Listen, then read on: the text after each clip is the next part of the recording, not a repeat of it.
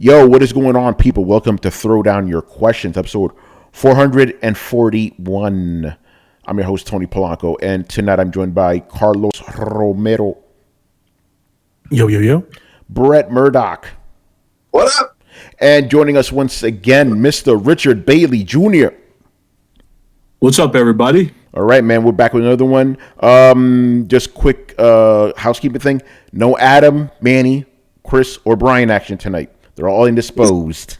Is Manny okay? Did we ever figure out what happened to him? Yeah, he's hanging out with one of his buddies. He went to his house. Yeah, so he's good. And Adam and Chris, they both have their families over for like 4th of July. So, you know, that's what's going on with them. So you got to. So, Rich, I want to thank you for coming on last minute. I was like, holy shit, I think it'd just be maybe 3 guys tonight. I need to get another one, you know? So I'm glad you decided to hang out with us. But as you told me off air, this is for your time to relax. So you've been very busy lately. Oh yeah, I've had a pretty busy weekend, and I don't have off July 3rd. I know some people have taken off July 3rd as well. Your boy. I don't have that luxury, so I will take off, of course. Obviously, we all have off 4th of July, but yeah, I just been working these last couple of days. But yeah, this is always a great time to conversate with all of you and talk about some gaming stuff. Yeah, man, for sure. All right, and I want to give a shout out to the fans for last week on the Thursday show. The whole show was just, Rich, as you know, you were here for that. It was just nothing but the FTC versus Microsoft. You know, we do got some questions about that, but we also got other questions, which is good. It's just a weird time for that specific thing to be happening when actual games are coming out. It's like, hey, look, I've been complaining that there's no games to talk about. We finally have games to talk about. We got to talk about this bullshit instead. So interesting how that works, but it's the biggest news in gaming, so we can't ignore it. It is what it is, man.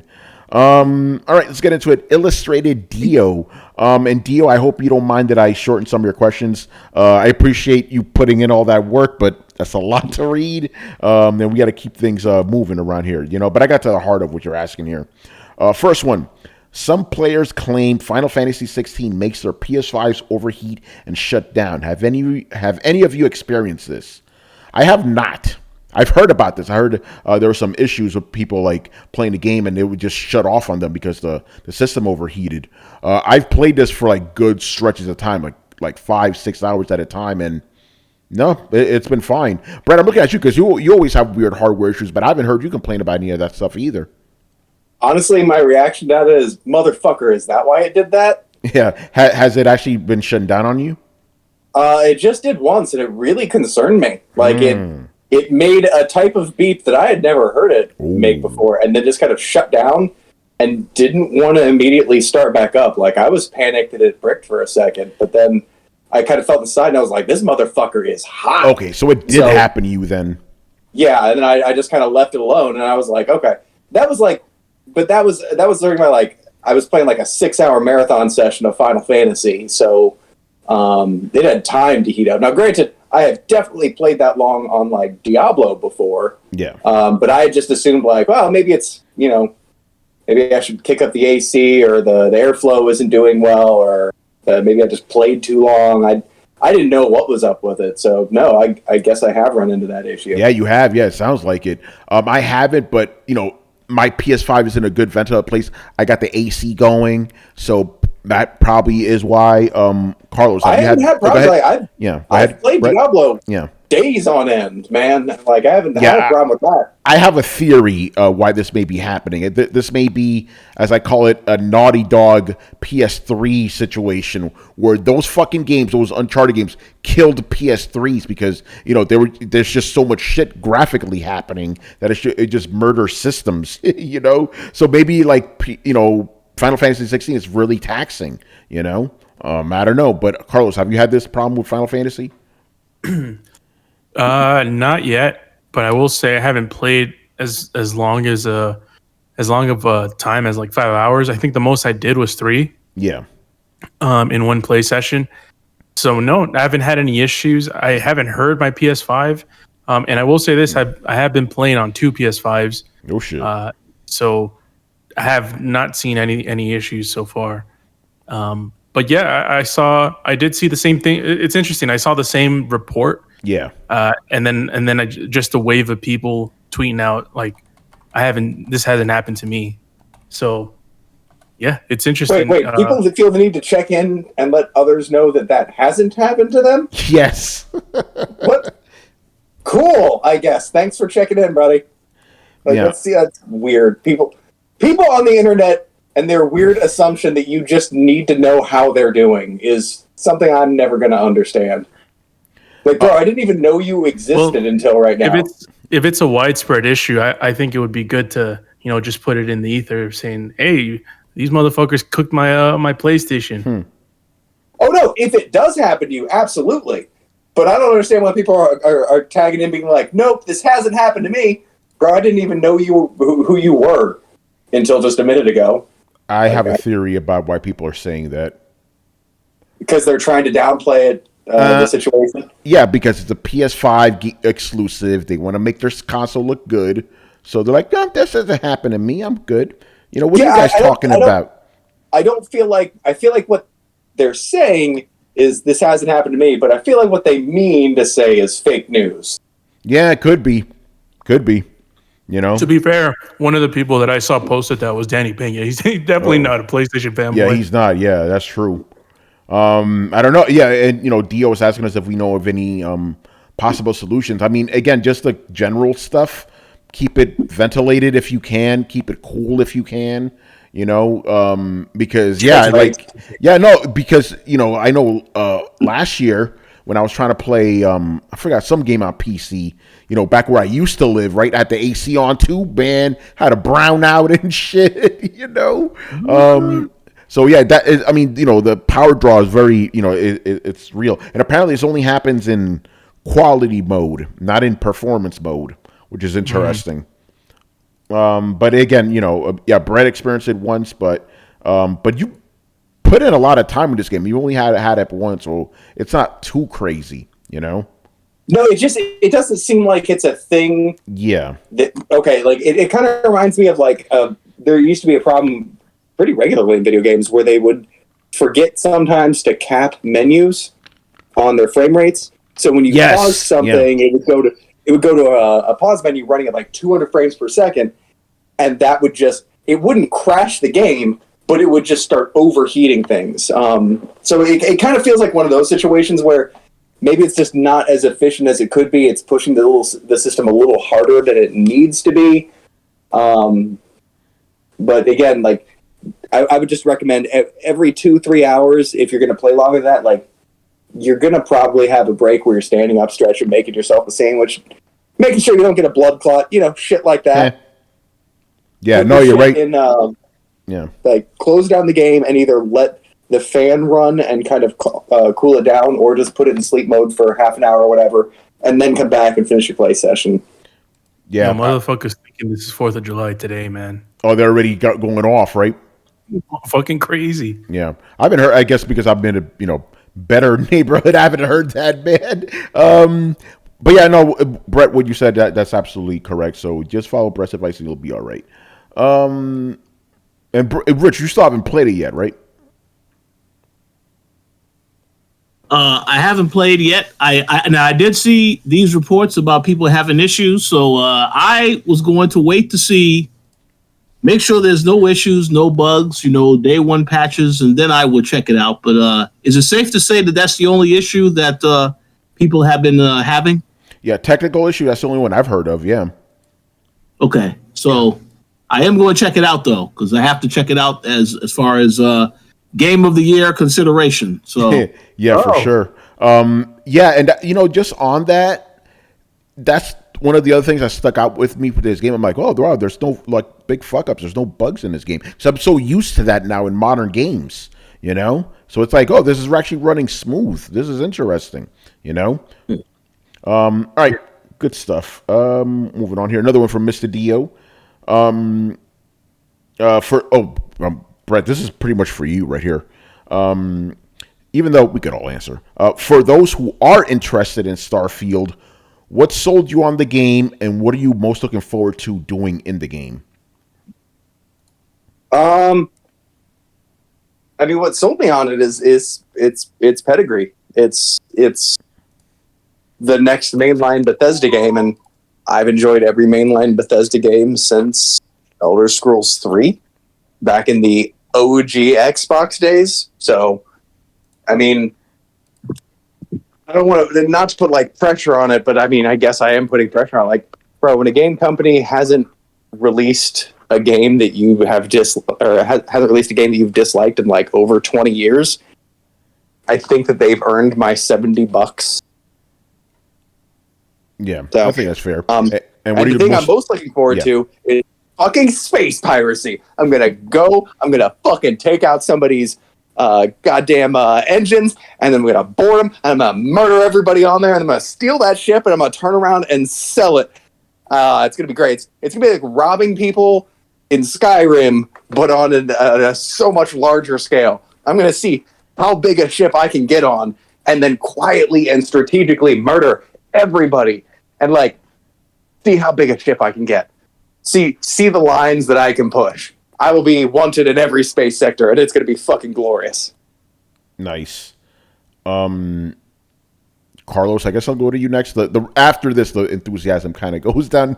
Or actually, we're not matching Brett's enthusiasm here. So I'll go to you next, Carlos. Well, interesting enough, Brett's first answer is my first answer as well. I mean, since Morrowind, there hasn't been a thing Bethesda has released mainline that I haven't liked or loved for that instance. I mean, Fallout 3 is top 3 games of all time for me. Fallout 4 is one of the best games of that year. And I think it was Fallout 4 is the last thing that came out, right, from Bethesda mainline. Yeah. So it's like Skyrim, Fallout 3, and Fallout 4. It's like 3 amazing games. So yeah, the pedigree is definitely the main selling point for me. As far as what I'm looking forward to the most, I think it's just the exploration. You know, the finding out new things in different planets. One of the things in Fallout, one of my favorite experiences in Fallout is, you know, just discovering something new that you weren't looking for, that just popped out of nowhere, but was definitely designed to be there. For me, when I don't know for you guys that play Fallout 3, remember that it's like it was like on a wedge on a hill, and there was like a tree god, or I don't know what it was, like a tree bean. I remember that guy way up north. Wasn't that underground? No, that was way up to the north part of the game. Yes, okay. It was in the north, and I think it was like in a mountain or in a hill or something like that. And like, it wasn't part of a main quest. I don't think it was even part of a side quest. You just had to walk to that specific place to find it. So yeah, those are the kinds of things that Bethesda games sort of give you whenever you play them. And this looks like the most. They say this with every new game from an established developer, but it's the most ambitious game yet. And Fallout and Starfield definitely is that. And yeah. Even though I'm not at the point of Brett's excitement, I'm super excited for this game. Yeah. For me, I'll check it out. Again, I like Fallout 3. I like Fallout 4. But, it's Bethesda, so you always have to, I feel I have to go in there with some trepidation because there may be some bullshit. Bug-wise, I'm pretty sure it'll be a fine game. I'm just like, yeah, I'll check it out, Yeah. What about you, Rich? Are you gonna check it out? I heard this is Rich's most anticipated. Yeah, I heard that too. I never said that, but I will say I didn't know that Carlos plays Elder Scrolls Online, because he said he's a fan of every Bethesda game, right? So yeah, so very interesting. There's exceptions. There's exceptions. He did say mainline. Yeah. He did say mainline. To be fair, he did say mainline. Yes, he did say mainline. So, well, here's the thing. I 100% am going to play the game. I have to say the Starfield Direct is what sold me on the game, because prior to that, we didn't really get any gameplay footage or really any, concrete details on the game. So I think they did a very excellent job with the Starfield Direct. And even after watching that Direct, you felt like there was a lot more that they wanted to say, but obviously they didn't want to tell you everything that you can do in the game. They just wanted to give you an idea. and you're supposed to find out the rest, when the game comes out. And as for what I'm looking forward to the most, speaking of stealing, I'm going to steal Brett's answer and say I also am looking forward to, taking other people's ships and taking them out. Yeah, I mean, that looks a lot of fun. When I saw that in a direct, I was like, oh, shit, I didn't know you can do any of that stuff. So, yeah, that looks very cool. But overall, I'm looking forward to the game. I played some Bethesda games. I'm going to admit, though, the Bethesda games I like the most, Wolfenstein Machine games. Oh, shit. Not the spinoff with the two daughters. I was not a fan of that game, but I was a fan. Yeah, the mainline Wolfenstein games are badass. So that's what I'm really looking forward to. But in the meantime, any Bethesda game, I'm definitely going to be interested to check out just to see what it's all about. Interesting. I found you more of a Redfall type of guy, but Oh man, Dishonored was good. I did enjoy Deathloop.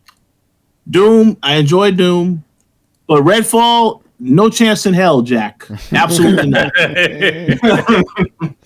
Oh man. All right, good stuff. This is fun, and I encourage you guys, the listeners, to do this more often. So we have a sponsored question, but this is from one of the listeners. So Ace Ali is sponsoring an extra illustrated Dio questions. Well, thank you, Ace Ali, for that, man. That's awesome. Nice. For those who have played it, what is your favorite mode in Street Fighter 6? I'll go first, and I've been very vocal about this. Battle Hub is fucking awesome.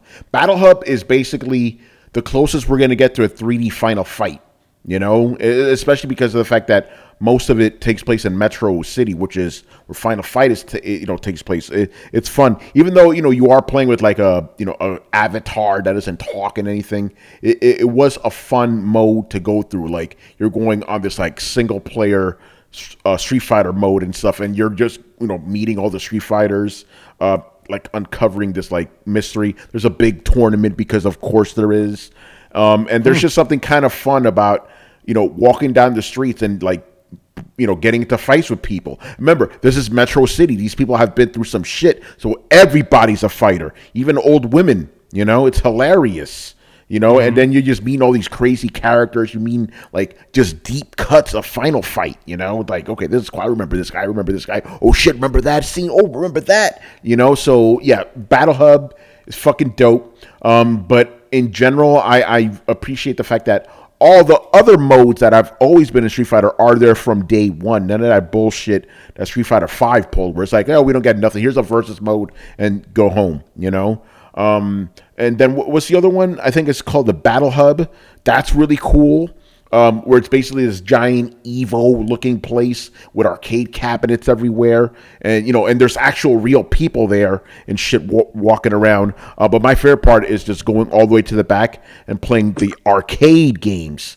Final Fight, Street Fighter 2, Puzzle Fighter 2. Fucking great, man. So that's cool. But yeah, no, the World Tour mode, that's the main shit for me. I think I may have flubbed it for World Tour mode. That's my favorite mode. And it's beefy too. It's like good 30 hours worth of content. If you do, and it's crazy because like you have your main quest and you have all the side shit. You're learning all the characters' moves. Like I'm over there. I got fucking Hadoukens. I got Guile's flash kick and shit. Like I'm mixing and matching like character super moves and stuff. It's fucking dope.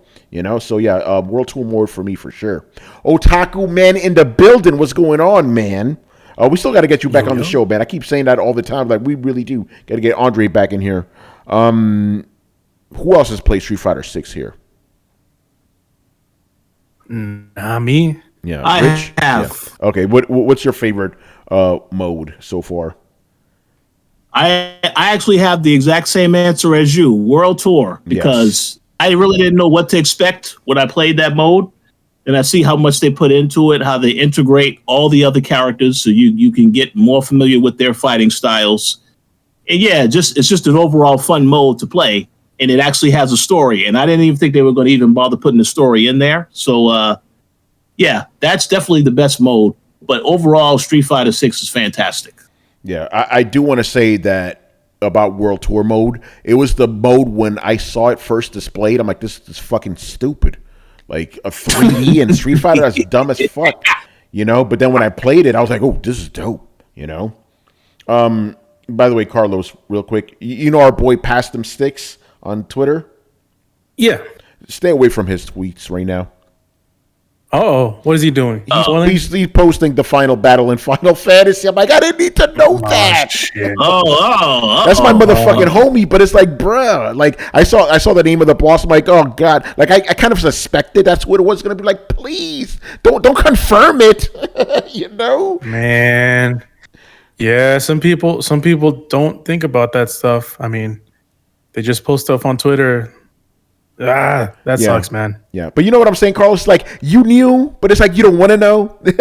You know? Yeah, man. Well, like there's one thing. You know, the beginning part where all shit hits the fan at Phoenix Gate. Yeah. Like you could kind of tell, but it's like, you know, you still want to confirm it. Yeah. Oh, I will say this though, and I'm trying not to spoil anything, but you've seen it, Carlos. Yo, Carlos, remember when I first said, I'm like, when I first saw the first trailer, I was like, damn, man, they killed that Chocobo and the Chocobo's blood got over the kid. That's not Chocobo blood that gets on the kid. It's even worse. You know, like fuck, Chocobo dies. Don't get me wrong, but it ain't Chocobo blood that gets on the kid. You know? Yeah, don't get it twisted. Chocobos aren't safe in this game. Yeah, you know, man, it's so good. But it's like, yo, that's Mike. That's his name, Mike. Brother, chill, please. Yeah, you know. Oh man. All right. But Dio also asked if we could possibly do a throwdown game night of Street Fighter 6. We don't do throwdown game night in general, man. It's like, you know, but I'm gonna be honest, it's mostly me. I don't have time for it. Like I could play 2 or 3 hours a night at most with some games and don't really have that. Things may change when Monster Hunter comes around, you know. But we're not really gonna be doing that anytime soon, you know. All right, moving on here. Tumeke, who I know he's in the chat right now. Okay, post Activision Blizzard decision, what do you realistically think will happen to each platform holder, and what do you think they will do next if A, Microsoft succeeds in its acquisition, or B, Microsoft fails? Okay, so we have to, and let's just be real. Let's just stick with Sony and Microsoft. Nintendo's not even a factor in this shit. You know, he says that don't bother talking about Nintendo because you're gonna say they're trash. No, it's just because they're a non-factor. That's why we're not gonna talk about them. You know, Nintendo again, they're off in the little kiddie table doing their own thing, so we don't need to worry about them. So yeah, what do we realistically think? Let's go with both scenarios first. What's gonna happen to Sony or PlayStation and Xbox if the deal goes through? So, Rich, I'll start with you. Well, I personally think it will be business as usual.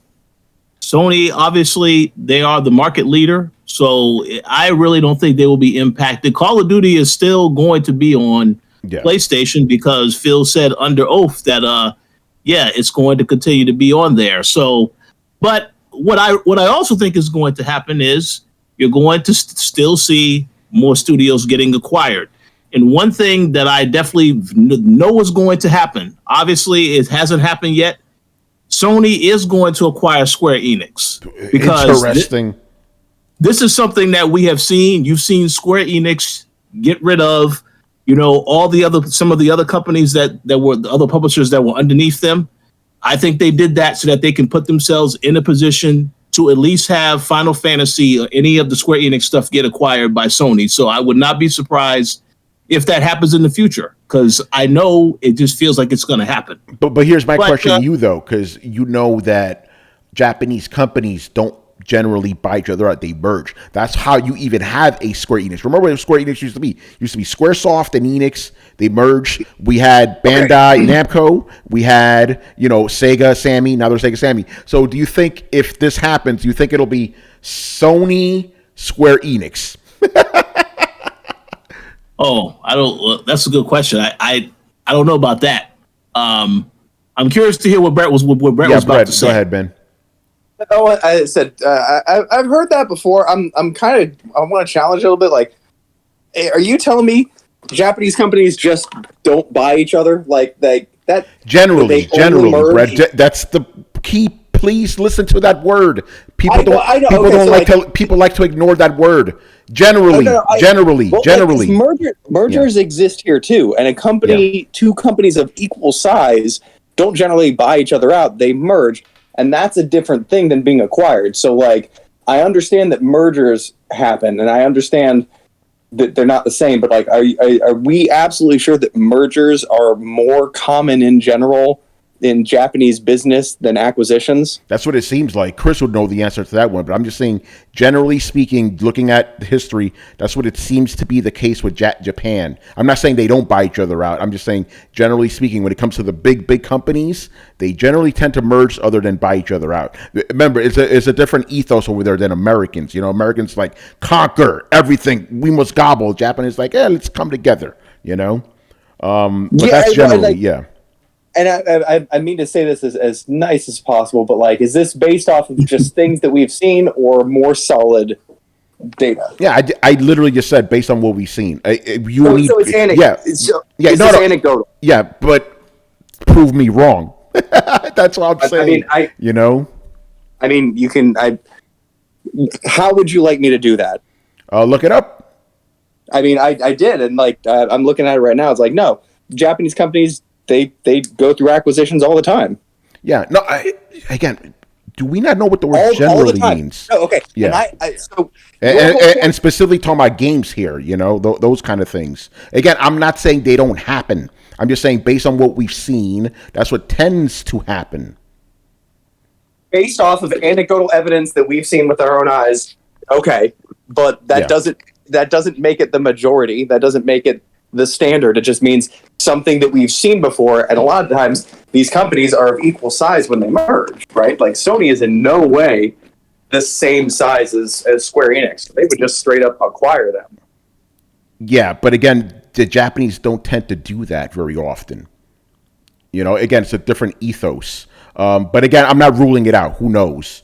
Anyway. Well, if there's one company that's more Americanized than any other, it is Sony. Yeah. And at the same time, since they are both Japanese companies, they won't have to. You know, remember, it's very difficult for a Western company to buy a Japanese company. I'm not saying it can't happen; it has happened.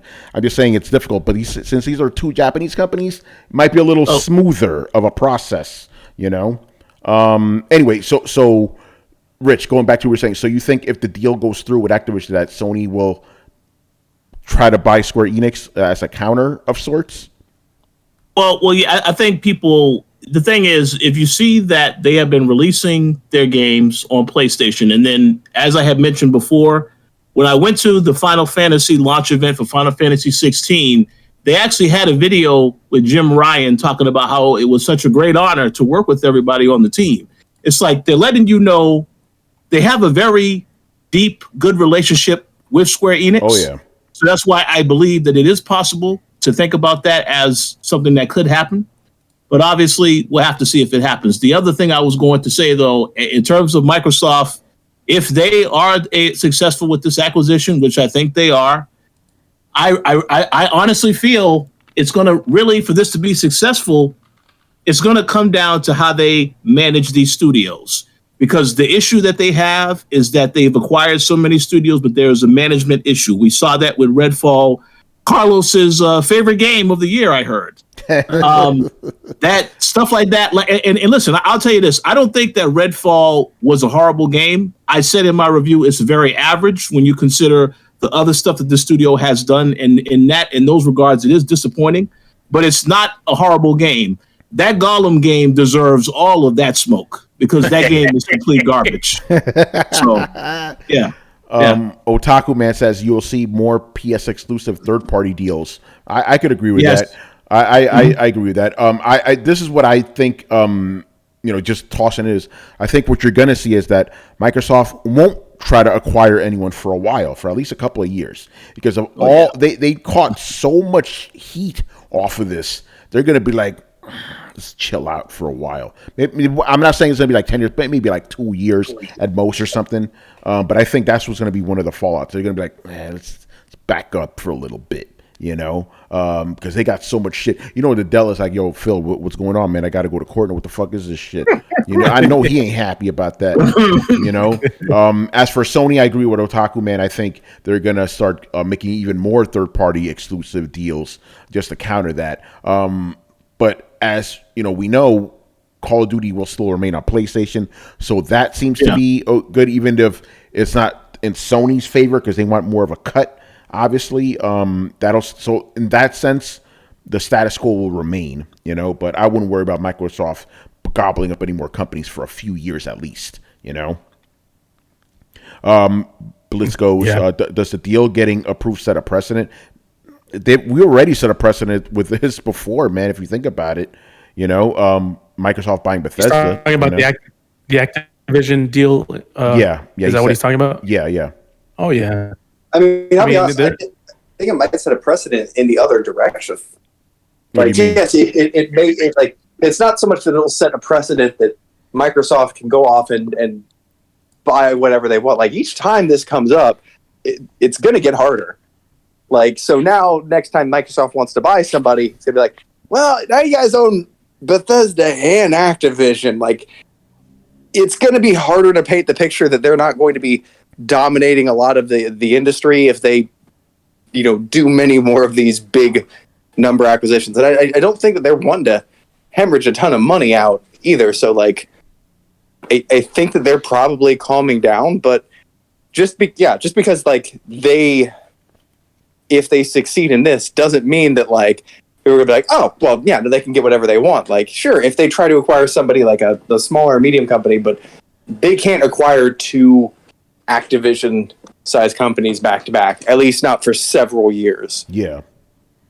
It's not so much that this has set the precedent as it's put the heat on them. That's my opinion. Yeah, that's what I agree. I agree with that. Yeah, all right. There's the difficult thing for Microsoft, or for Microsoft to repeat that, is there's really not many other companies that are on the same level as Activision Blizzard. There's Ubisoft. Oh, they're not as big. No, well, but I still feel like Ubisoft would be big enough to trigger that, especially with how well known, even outside of video game circles, Assassin's Creed is. Like, yeah, be like, Ubisoft and EA are probably the two of those. Take-Two. Yeah, so those. I guess I'll go with my predictions next. I'll start with Microsoft, since they're the ones who just acquired someone. If it goes through, they're going to lay low in big acquisitions, but I feel like they're still gonna acquire small studios. Yeah, I think so. I don't see a reason why they haven't acquired Studio Moon. I feel like they should have done that a long time ago. That's a good point. Studio MHDR, I think they're still independent. So those type of studios, I see Microsoft that has a prior history with acquiring for these studios, and they're not going to big. The good thing about this deal going through for Microsoft is there hardly isn't anything that can generate the news like Call of Duty can. The only thing that can do it and probably surpass it is GTA, but that's it.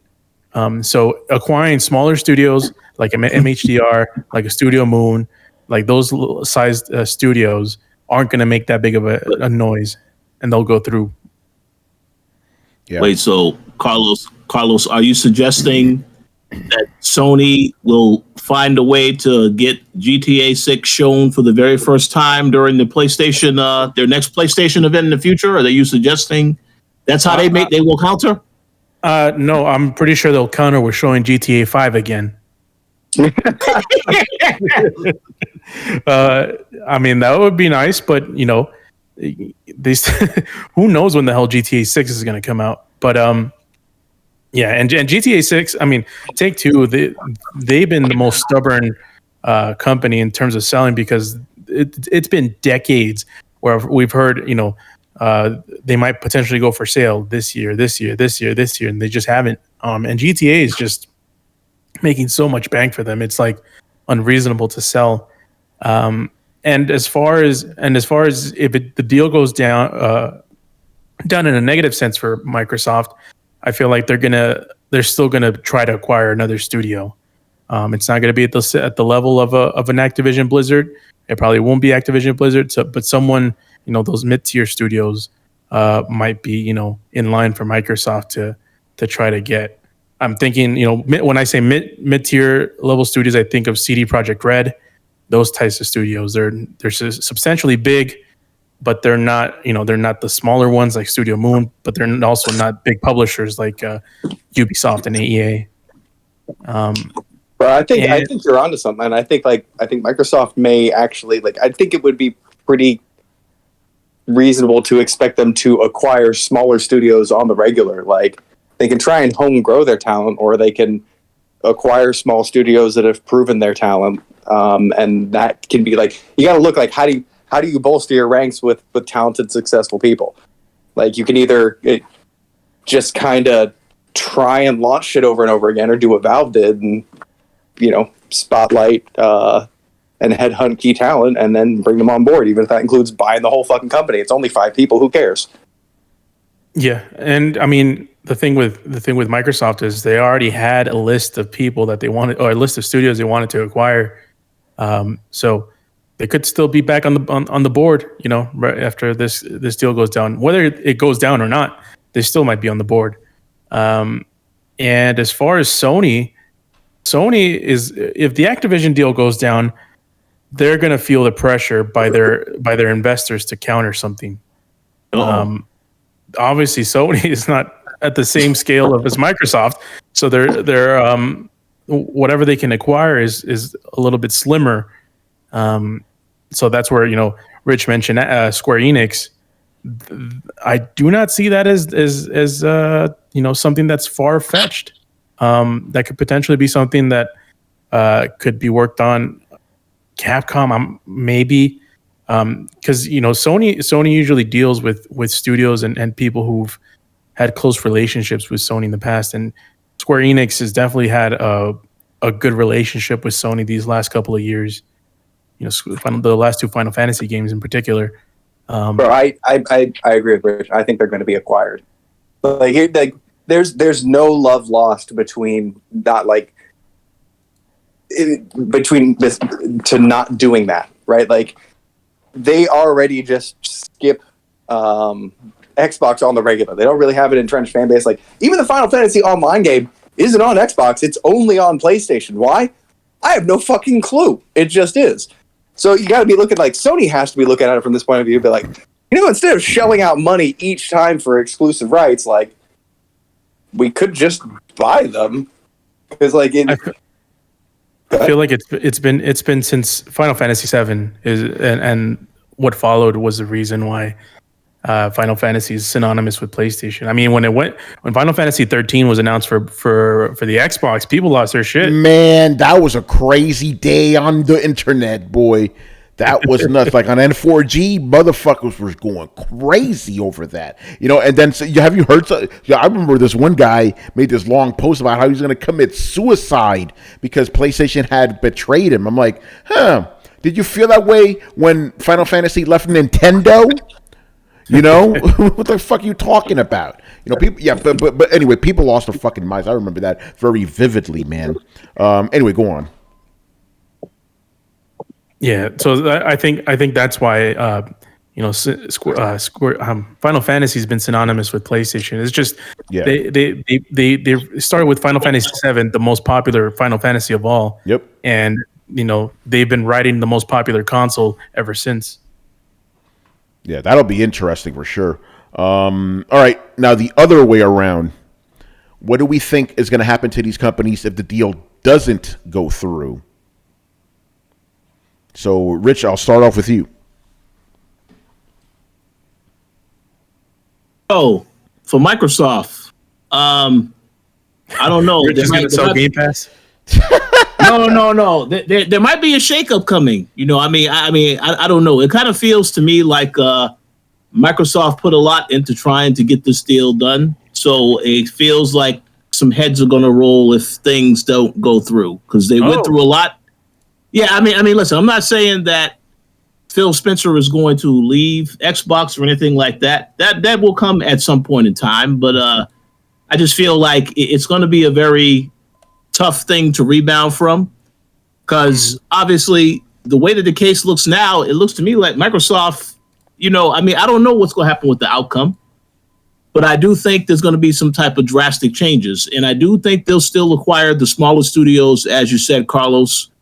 But they're going to look at that as a loss. And I don't really know how they're going to rebound from that. They can only focus on Starfield and Forza as the 2 games coming out this year. So maybe they put all their focus on the stuff they already have and leave it at that.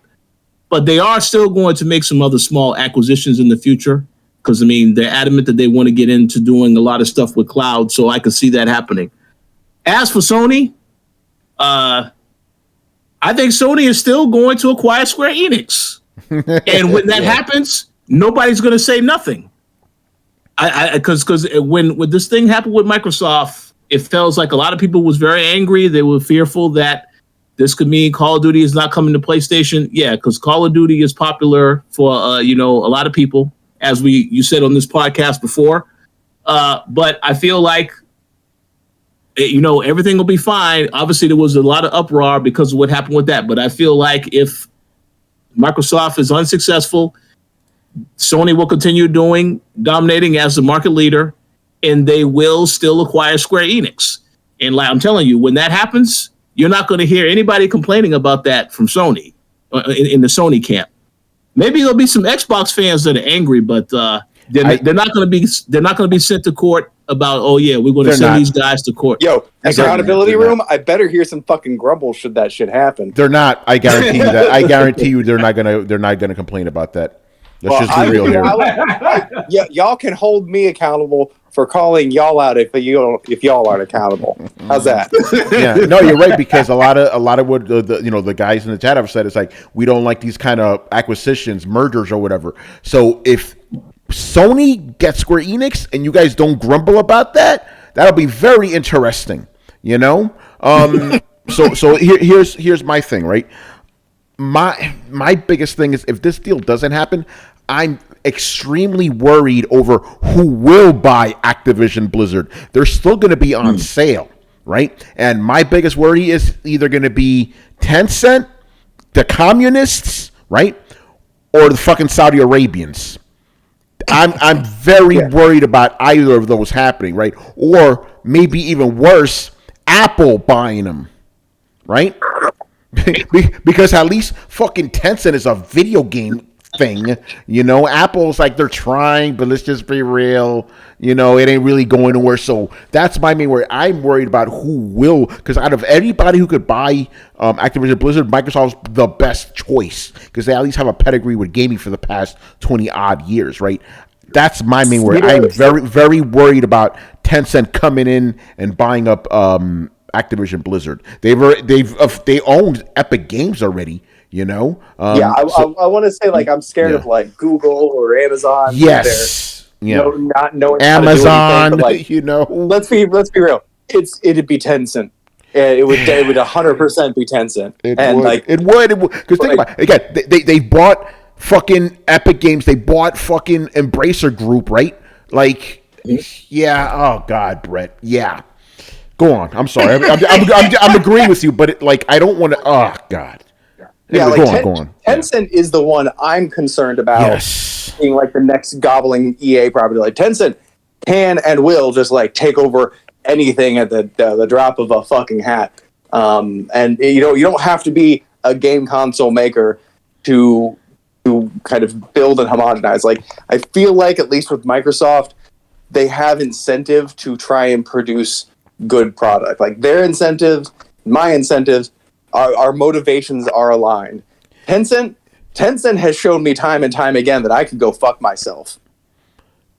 Hold on, Brett. Otaku Man brings up a good point, right? Tying into what you said. I think Microsoft will at least keep Activision Blizzard the way you know them, because this is what Otaku Man said. Tencent will buy them and break them up into 15 companies. Yeah, that's exactly what they'll do. Well, and again, Microsoft is not like, they're not motivated out of love for you. Like, no. As much as I don't always agree with you guys about like the whole like all corporations are giant evil corporations. Like, yes, I agree with that, but sometimes they're also made up of people in the systems who are passionate about their work. Generally, like Marvel's full of comic book nerds is at least true on some level, right? It's the higher ups that are always the fucking problem. But like I at least know that we want the same thing. It's not out of the goodness of their fucking heart. They want it so they can salvage a reputation and build a brand and an empire. And I want it because I want good games. And the only way that they're going to get what they want is if I get what I want. And that's kind of, in my opinion, the best place for us to be as a consumer, is to be the ones holding the keys to that gate that they need to get through. I think when they don't need you, that's when you start getting abusive shit that happens to you. That's when you start getting microtransactions and loot boxes and all kinds of things like that. And let me tell you, a great way to not need us is to have twice as many fucking people in China buying the games, right? Like, you want to be diluted out of a pool? That's a great way to fucking do it, man. Yeah, that's my fear. But I'm going back. What will happen to the Xbox brand, right? This is going to be a huge L, right? A huge L, and this may sound crazy. I'm going to go out there. I think if this deal doesn't go through, I think Phil Spencer won't be there very long. That's possibly true. I think that may happen. It's like, okay, this was your big thing. We went through all this nonsense, and you didn't secure it. You're gone. And not just because of that. This will just be the final thing, because again, this guy's been running the Xbox division for how many years? And think about it, we had a lost decade with fucking Xbox, basically. Xbox One generation. Nothing, you know? I mean, I don't think it could be avoided. And here's the thing, like, I agree with you, but I don't think it's them calling him in and being like, Phil, you're fucking fired. I think it's them calling him in and being like, Phil, we got to do something about the shareholders. You got to be the fall guy for this. Yep, I agree. Here's a parachute made out of solid gold. We wish you the best of luck. Like that. There's not animosity in that situation. I agree with it, but I don't think it's like he'd be kicked to the curb. I think it'd be one of those like, well, somebody's head's got to roll for it. I think he would practically be volunteering, right? Like, give me that golden parachute. I've tried. I'm done with this fucking stress. I'm done here. I'm tapping out. Buy me a mansion in the fucking Bahamas, and I'll just go live there. Right, like it's no skin off his back. It's he's going to make so much money when he leaves that at this point I don't even think they're worried about firing him. They're just about like, well, if that happens, how do we appease the shareholders? Yeah, I was very careful with my wording there. I didn't say they're going to fire him. I said he's not going to be the head of Xbox anymore. Yes. You know? So basically, you and I agree. It's just, he won't be the head of Xbox, and he'll be quote unquote let go in the nicest way possible. You know. Yeah, but he's not going to be in charge anymore. So I think that's what's going to happen. And then as for Sony, again, it's strange because I don't know what's going to end up happening with Activision if the deal doesn't go through. Again, I'm very worried about Tencent.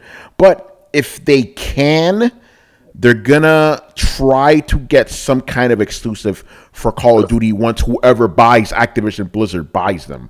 I think that's what they're going to do. They're going to try to secure something with Call of Duty somehow, you know, to try to get some semblance of either what they have now or a better deal, you know, with whoever ends up owning, the Call of Duty brand. So that's what's going to happen with Sony. But largely, I do kind of agree with you guys. Either way, Sony won't be too affected in the long run, like potentially losing out on some Call of Duty exclusivity down the line will hurt in some capacity. Again, like they make a lot of money off Call of Duty, but Sony still has a lot of first party games to fall back on, you know, so they can mitigate the damage, you know. I got a hot take for you. Go ahead. I think this might be the beginning of some more above board there's some more aggressive competition. I think that in the eyes of the shareholders, right, Sony has just been kind of like, we're doing fine, we're winning, we're doing great, we're making money hand over fist, it's a good day, every day is a good day. Now it's kind of, they've been like, I feel now they can justify to their shareholders using more aggressive tactics to try and go for blood. I can feel like them coming out and being like, you see, this is the reason we need to compete harder and we need to make some some drastic moves. We need to make some acquisitions. We need to really pen in who's working for our ecosystem and build a moat between ours and theirs. So I can see this leading to more aggressive tactics because they've been sitting on their laurels, and I think this may be a bit of a call to action for them. Yeah, and to that end, we said we're not going to see any more acquisitions from Microsoft. Sony is not under scrutiny like Microsoft. So I think they will be like, okay, this almost happened to us. We need to be more aggressive about this shit. So I think they will go after more companies. I agree with that. But again, I think you're going to do the same thing they've been doing for being strategic about it. They can't go blowing $69 billion. So they're going to be very selective about who and what they buy, They're going to flex their market share, the thing that they have. I mean, Sony's biggest thing is money, but their biggest thing is access to the customer Microsoft, base. yeah, exactly, yeah. They have the goodwill. We always talked about that. It's like, what are some of the things? Yeah. They've got the market share. They've got the hardware. They have. If you want your video game to be put out on consoles, and you want more than, say, 20% of them, then you've got to go talk to Papa Sony. Yeah. They can flex that. It doesn't even have to be, because, I mean, yes, they've used money to buy exclusivity before, but they've also done the whole, I'm sorry, do you not want access to our 80% of fucking gamers? Because if you don't want access, then feel free to say no to the deal, and we'll just let you fuck off and go bother Microsoft. But if you want to release on PlayStation, you only release on PlayStation. Yeah. So, yeah, it's going to be interesting. Carlos, what do you say? I find it interesting. A lot of you guys, and Adam is probably the biggest proponent of the head to roll. Well, if this doesn't go down, there's gonna be a nuke. Yeah, I don't think it's gonna be the end. I will just to make it clear, I don't think the Xbox brand is gonna die. Adam thinks so. I'm not going that far. I think Xbox will still be around. It just Phil Spencer may not be the head of it. Yeah, and Adam thinks most of the top brass at Xbox will be gone as well. Yeah. But as far as I'm concerned, I think everything will stay the status quo if this deal doesn't go down for Microsoft. I just feel like everything is just going to stay the same until the next strategy, the next company goes down. Yeah, so I think that's what's going to happen with Microsoft. Sony, pretty much the same as well. They're gonna go for their acquisitions as well. I mean, Sony's gonna celebrate the shit out of this if this happens. So don't be surprised if Sony acts a little bit more gleeful than they normally do. You'll actually see Jim Ryan smile, Yeah, you'll see, and not in an evil way. Well, maybe in an evil way, I don't think he can help that. May or may not be holding a cat with him. Yeah, right. Oh man. Yeah, right. That'll be hilarious. All right, good stuff, man. Let's move on here. Next question, Alpha Chuck. Kind of along these lines. He goes, hypothetical scenario just for fun. All right. Let's say that the Microsoft Activision deal goes through and some gamers' worst case scenario in their head happens and gaming is totally destroyed and no more quality games are released for all time. Okay, this is a hypothetical as fuck. How long would your current backlog and replaying your current library be able to hold you over before you gave up the hobby altogether? This is too hypothetical for me, man. So you're saying just go to PC. Yep, there you go. By the way, I didn't edit this question. That's why I was a little fucked up. Go ahead, Rich. Well, I think Brett was going to say something, but I want to say something after Brett. I just said I'd just go to PC, man. Oh, okay. No, but I think the hypothetical is that all gaming would be destroyed and you have nothing but. Why would PC? Hypothetical. Yeah. That's what I'm saying. Like in this worst case hypothetical scenario, okay, so Sony then gets most of the console crowd, and in the or Microsoft gets most of the console crowd, and they impose anti-competitive practices across the board and just dominate the console market. Like the console market and the PC market are different, right? There's a reason. I agree, but I think games and small games I don't know. Hold on. Yeah. Okay. They even in this hypothetical, they wouldn't connect because they're two separate things. Like you can't own all of the PC market because it has access for some smaller people, and they're never going to overtake Steam. Like, yeah, they could do like Sony and Microsoft could band together and fucking do the fusion dance, and they still couldn't dethrone Steam. Because not only does Steam have a solid locked-in monopoly, but people fucking love them for it because they haven't abused the ever-loving shit out of it. So there's no way you're dethroning Steam. Even in a hypothetical. Even in the weirdest hypothetical, like, dinosaurs are coming back to Earth before you're dethroning Steam, man. But I think in the spirit of it, he's saying all of gaming is destroyed. All of it. And you're left with... Again, we're going crazy. Like Michael Keaton, we're going crazy, you know? Wanna get nuts? Yeah, this is why I don't like these type of questions, people. You know. So let me. So I do want to respond to this question. Go ahead.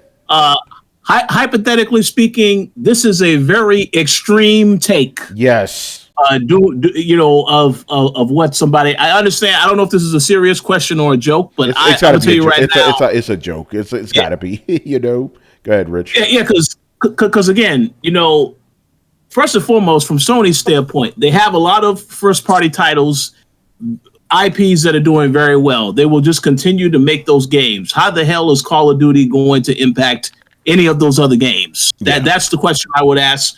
And then the second point is that, you have Nintendo doing their own thing. How they're not going to be impacted by any of this. So I don't understand how somebody is going to say that, the worst case scenario, Microsoft wins, everything is destroyed. I just don't understand where that question is coming from. Yeah. Sony and Nintendo are going to be fine. All right. Microsoft is the one that will have to rethink and re-strategize whatever it is that they do. Because again, they have to manage the studios they have, including the studios they acquire. That's what they should be focused on. But we'll see. Yeah.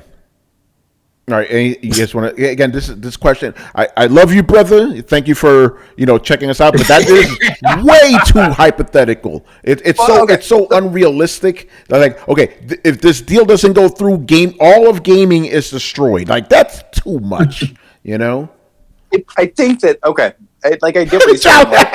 Hold on, real quick. Mr. Jolly Yellow goes, "You can't just make up wild bullshit and call it hypothetical." Anyway, Brett, go on.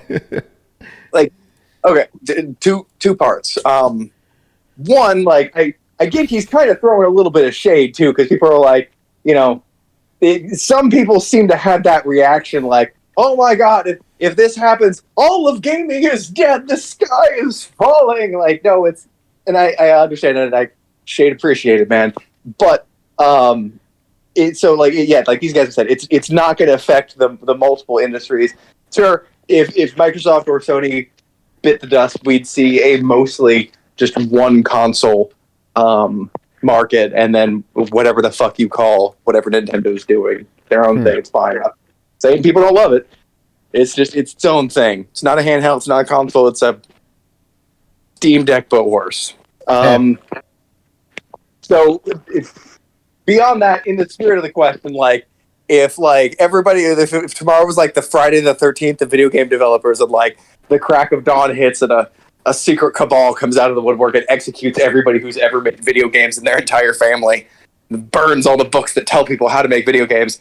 Man, I've gamed for 30 some years. Shit, I started when I was 3. I've gamed for 36 years.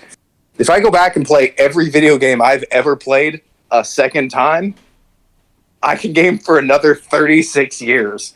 Granted, that's not probably the way I want to go about it.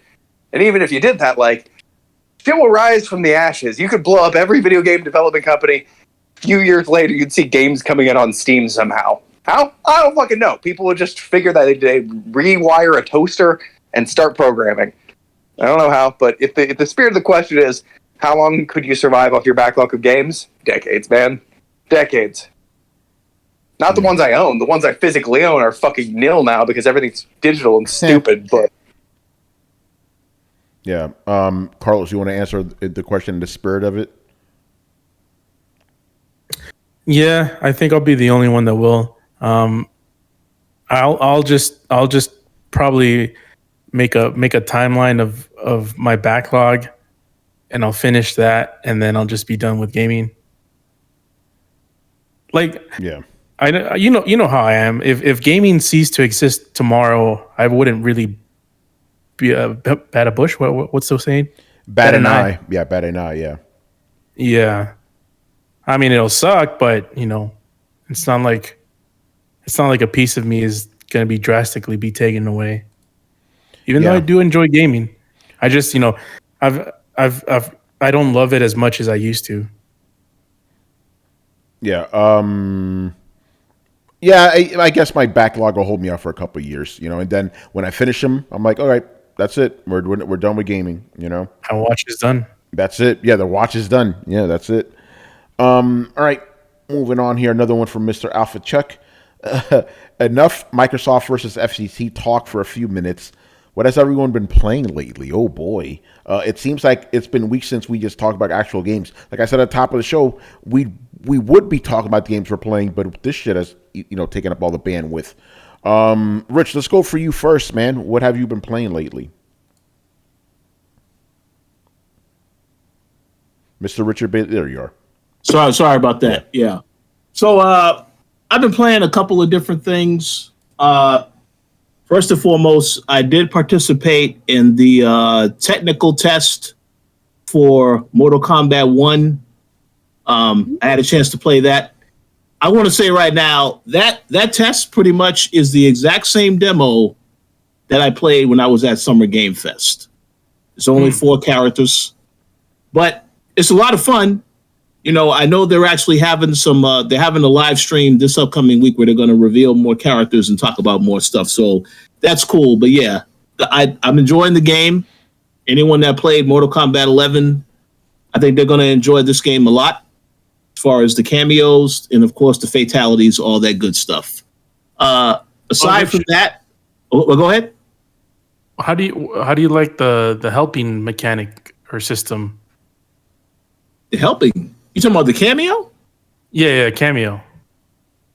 Yeah. So, I mean, the cameos are, it's very funny because when they introduced these cameo characters, I thought they would only be coming in on certain combos, but the thing that is interesting about it is that, yeah, you can bring them in, and really that's what the new angle is to the game, because it's very easy to perform the fatalities, so on and so forth. But the main thing now is when you're performing these combos, because you can time it so that the cameo character comes in, they get a couple of hits on the enemy as well, stuff like that. So I think that's the one thing you're going to see a lot of videos of. I know there are certain people in the fighting game community that they got their hands on that same technical test, and they've already put out videos and clips of them doing these ridiculous combos with the cameo characters and the main character. So you're going to see a lot of that, a lot of those type of videos in the next couple of months. But I think it's great. I mean, I don't really know what other purpose the cameos will serve. Like when you play the story mode, if you have these characters, I don't know, like, and you actually beat the game with that particular character, I don't know how they're going to really talk about what happens to that character, what happens to the cameo. So have to wait to see, because there's a lot of information they still haven't revealed about the game. But so far, I'm liking what I'm seeing. It feels really good to play the game. So I'm looking forward to seeing more in the next couple of months. Aside from that, I did play a little bit of the, on Game Pass, that Need for Speed game. I believe it's, what's the last one that they released? I don't even know. This is the one that had the funky art style. I've only played a little bit of it because I never picked it up when it came out. It's okay, I guess. It's a little something on Game Pass. I will say it is good enough for Game Pass, but it is definitely better than Redfall. So yeah, so I want to clarify that. And so far, it is, at least because I actually want to play it. But I'm not throwing shade at Redfall. Absolutely not. Outside of that, one other thing I did play is this Crash Team game, Crash Team Rumble, that came out a couple of weeks and it felt like no one cares and no one covered the game. I see why that is, because I did review the game, but I see why, because it's like when you go on that game, there's not a ton of people that are always in there in those lobbies and stuff. It's a completely online experience. There really is only one game mode, and this is why the game was released at a reduced price when it came out. But it doesn't have a long shelf life. Now, I will say I give Activision and Toys for Bob credit because they were allowed to do something different outside of a new Crash game, like an actual mainline game. But obviously, I'm very curious to see what happens with the franchise after this, because this game is just not going to do it for a lot of people. It's okay, fun type of concept, but it gets old very quickly. So we'll see what happens. But yeah, outside of that, those are the only games I can talk about. There are a few other things I have played. I can't talk about them, but I will just say stay tuned. I will have something to say about those games in the next couple of weeks. Good stuff. This one is interesting because Carlos, me, and Brett are all playing Final Fantasy XVI. So that's our answer. But Brett, you're also playing Diablo on top of that. Oh, yeah. Yeah, how's that treating you? Oh, dude, I got the itch. I don't know what the deal is exactly, but like I have not enjoyed a game this much in a good minute. And I've been actually riding high on a video game kick for a good bit. So that's not like saying like, oh, I'm disenchanted with video games. I'm I'm really liking Final Fantasy, but that has not stopped me from going back and like playing an hour or two of Diablo pretty much every day. And like I feel like they hit that kind of Nintendo kind of area where like, bro, it's just satisfying and fun to play. I'm not going along because I'm trying to finish a story. I already finished the campaign. I'm not trying to get like I already geared out and I got the uniques that change my kind of build. So I've got that. So really all that's left at this point in the game is like I've pushed into World Tier 4. I'm doing Nightmare Dungeons. There's a big Uber Lilith boss at the very end of the game. It's like level 100 Uber Lilith.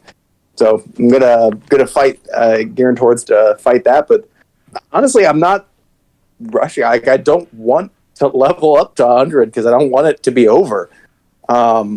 There's a lot of people talking shit on Diablo right now, but like it kind of comes from the same place. It comes from like when I talk shit. Like there are a lot of people who they're just. And I don't even know that they can admit it, but like you watch them play, they'll be like, "This game sucks. There's no end game content. I'm already level 100." I'm like, bro, the game hasn't even been out a month. Like you hit that by like not working for 2 weeks and playing 9 hours a day. Like how bad is this game? You're just frustrated because you kind of like it, and there's not more to it. Having said, like there's balance, there's small things that need change, but like.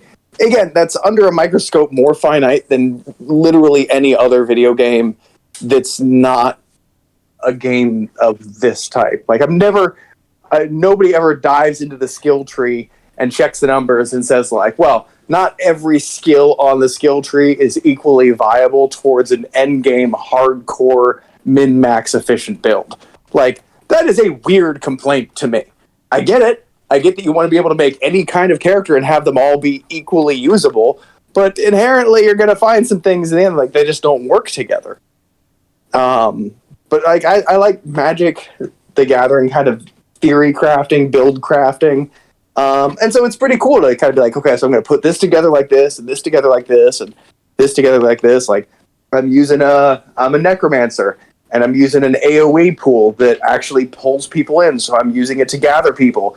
And it creates corpses because I have a thing that makes corpses every time damage ticks. But because I'm using an AoE that ticks real fast, it just spawns corpses like nobody's business. So I can explode them like nobody's business, which fills me up with fucking magic, which then allows me to cast more corpse explosions on the ground and more shadow blighted. Like, it's a great vicious cycle where I'm just throwing around shadow like it's fucking candy at a parade.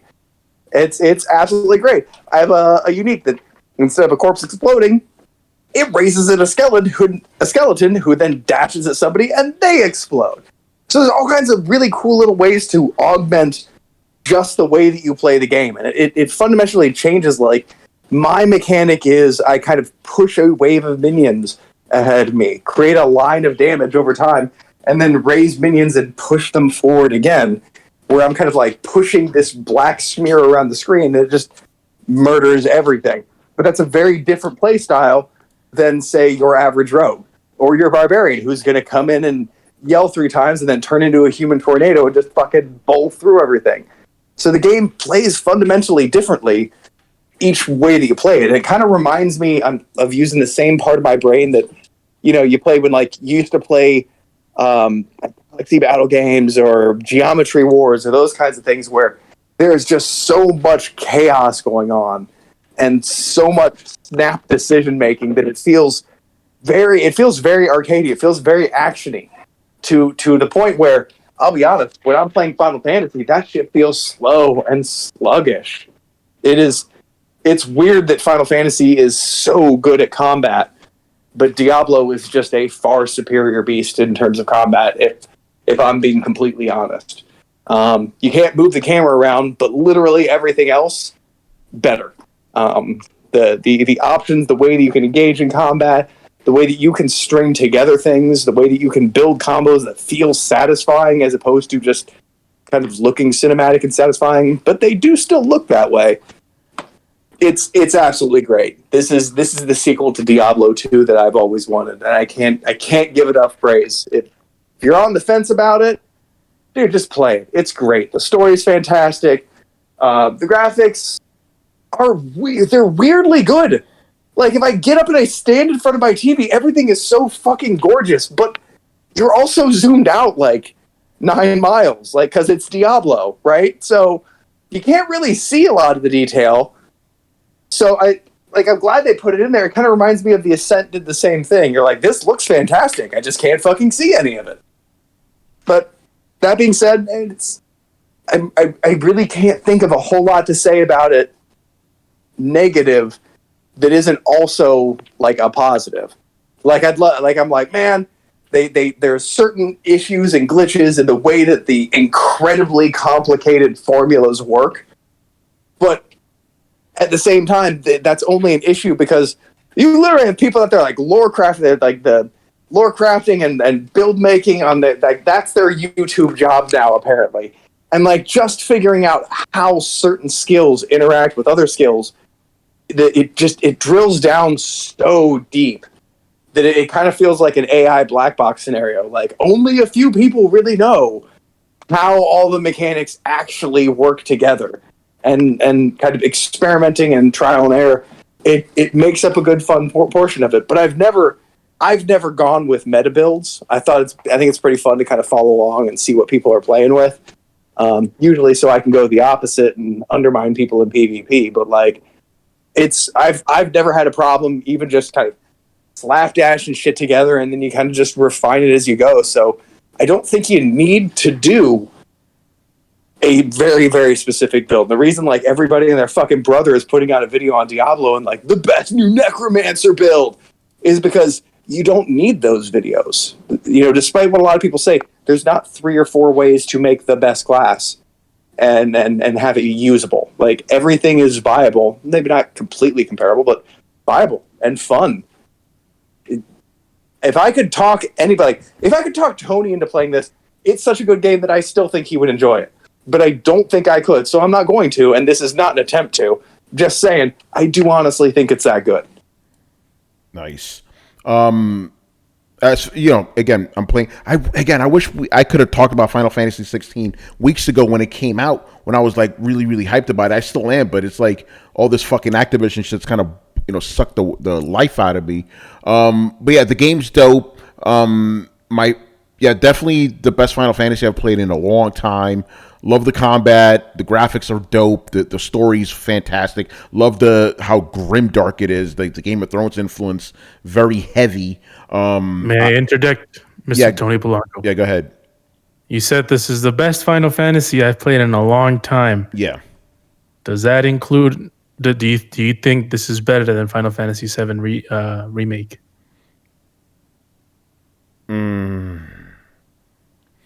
it's different because Final Fantasy VII Remake is part of a larger whole. So I'm gonna have to come back to answer that once the whole thing is finished. You know, I feel like it's definitely better than 15 though. yeah, it's better than 15. 7, I like the combat better and the level design better. Obviously, that my biggest complaints with Final Fantasy 16 are the linear level design and there's like no RPG mechanics at all. You know, but at the same, okay, here's the thing. I'm ambivalent about the RPG mechanics because it gets me to the good stuff. But man, the level design is one thing I kind of can't let go. It's like that's part of the reason I play games. I want to go into a big fucking dungeon. There's like multiple levels. Each level has branching paths. The way Final Fantasy games used to be, you know, literally with Final Fantasy VII Remake, you had all that. You know, so it's like, can I have the good combat and the level design? You know, it's like, you know, that kind of sucks. But again, that fucking, I love the tone, man. How brutal it is. The game doesn't let up. Like when you think things like, you know. Brett, you and I were talking about this, like, oh, there's going to be a Deus Ex. There's going to be something that's going to stop him for this. This is not going to get as bad as I think it is. Oh God, it just did. Like, I love that. It's great. It's like that's what I like about Game of Thrones. When you think it could get worse, it did. You know, it's so I love that. But although I will say, you guys kind of, in some instances, it really just seems like they copy the homework and change a couple little answers. I'm like, bro. You got the fucking twins. You got the narrow sea. You got the fucking like. You have the little. You got Hodor. Like, yeah, I'm like, yo, you guys went a little. You have Theon. Jill is Theon. It's like there's so many little parallels and shit. Like you guys went a little too close right here, you know. But at the same time, I said this in my review. This game is simultaneously the most different Final Fantasy ever, while also being the most Final Fantasy as Final Fantasy game. You know, like in the first 5 hours alone, you're fucking having these giant kaiju battles with all this fucking magic thrown around everywhere. I'm like, shit. And then you have this brutal shit, you know, which is dope. So the game is dope. But Carlos, to answer your question, no, I don't think I'm going to be getting the platinum. With that said, because I just looked at the trophies, got to play it again. I'm like, Yeah, I did see that, and I'm like, I guess it's not gonna be from you. So I'm gonna say I'm not gonna get the platinum asterisk because if I in the future decide I want to replay it, maybe I could do that, you know. But no, I'm having fun with it, and I will say after I'm done with it, because I don't want to play another big game like that for a while. I'm gonna, you know, to quote Torrance Davis, I'm gonna hit the dojo, go back to Street Fighter 6 because the game is fun. That's what I was playing before Final Fantasy. You guys know me; I don't play multiple games at once. I just stick to one game at a time. You know, it's similar to the way I eat food. You eat the fries first, you eat the burger, then you drink. You know, it's like I only do one thing at a time. So I will go back to Street Fighter 6 and probably play that. Although I will admit, though, because of the kind of, I guess, because of the lack of the RPG mechanics and level design, a part of me is like, I kind of want to play a Final Fantasy that's more like I remember. And there are 3 Final Fantasy games I haven't played yet. 3, 5, and 9. So I think I may go play 9 after this. You know, if I'm feeling cheeky, you know. You're gonna play the pixel ones. Yeah, the pixel ones. Yeah. But that's also a caveat too, right? Because it's like, should I go straight to 3 and 5, or should I play them all? You know. Well, that's gonna take a while. So yeah, because I have played 1, 2, 4, and 6. I've played those. You know, so I'm like, should I just go 3 and 5? You know, the job system games. But I'll start with 9. That's easier. You know, that's his own standalone. And that was the last medieval game before this one. You know, so I may do that as my summer game.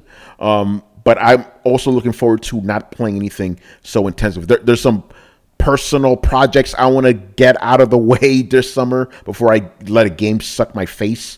So yeah, I may do that. And then obviously later on this year, Spider-Man, that's going to be interesting, Carlos. What will be my game of the year? Will it be Final Fantasy 16 or Spider-Man? Because you already know those are the heavy hitters, you know? So that's going to be very interesting. I think in the end, Spider-Man will probably win, you know? It'll probably end up winning, but man, Final Fantasy 16 is so fucking good, you know? Yeah. Too many one-and-done games. I like one-and-done games. Those are good. Let me move on to the next game. Please don't. You know what I'm saying? I don't like lifer games, man. Anyway, Carlos, do you have anything else you want to add? I do have another question for you. We're talking about RPG mechanics and all that stuff. Yeah.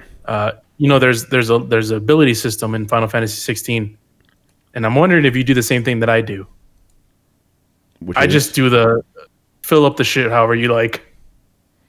What do you mean?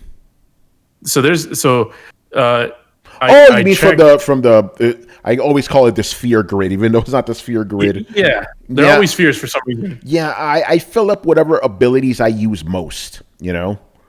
Although it's funny because I'm 40 hours in, I just realized you could have the game auto select shit for you. I'm like, fuck, I just learned about this. Like I would have done that from the beginning because any game, in RPGs, when they ever have auto select, I always do that because it always does a way better job than I do. I always do the shittiest fucking job of optimizing stuff. So I've gone along with that. Although it's kind of interesting, I think it does a better job with auto equipping your main equipment than it does your icons. Like icons, like this is a stupid ability. I don't want that. And then I re-roll. But yeah, so yeah, I basically add points to whatever I tend to use most. Mm-hmm. Yeah, like you, I've been enjoying the game. I feel like the story is a lot more compelling. It's like I want to figure out what the hell happens next. It's brutal as hell. This is an M-rated game for sure. Yes. So yeah, I really like it. Also, it doesn't have a dire wolf, but it has a dog. Yeah, that's what I'm saying, man. Like, come on, guys, what are we doing here? It's really good. I will say that the thing that I do miss the most is being able to sort of, and I understand why they didn't do it, but being able to manipulate your companions a little bit more in fights. If they're just on autoplay, and you can kind of tell the dog some stuff, Yeah, the dog's the only one you can do anything with. Yeah. So yeah, that's the only major ish gripe that I have about it. Everything else is really good. Oh yeah, and then the linear stuff. Yeah. I want to ask you because I know that was one of your big gripes with Final Fantasy 13. Yeah, it's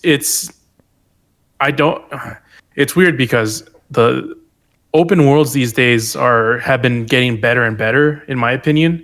We have Tears of the Kingdom, we have Elden Ring, we have Horizon Forbidden West, we have the Fallout games. So this one, it's like you could tell they kind of skimped on it. It's like okay, we're just gonna make sure we have a world where you can get from point A to point B, and is there going to be stuff on the side? Yeah, maybe 5 yards to the right there's a potion, and maybe 5 yards to the left there's an enemy, and that's about as complex the world gets. You're not going to be able to jump over everything. You're not going to be able to go over through the water here, or you're not everything is so limited. So yeah, it is one of its worst aspects, I do say.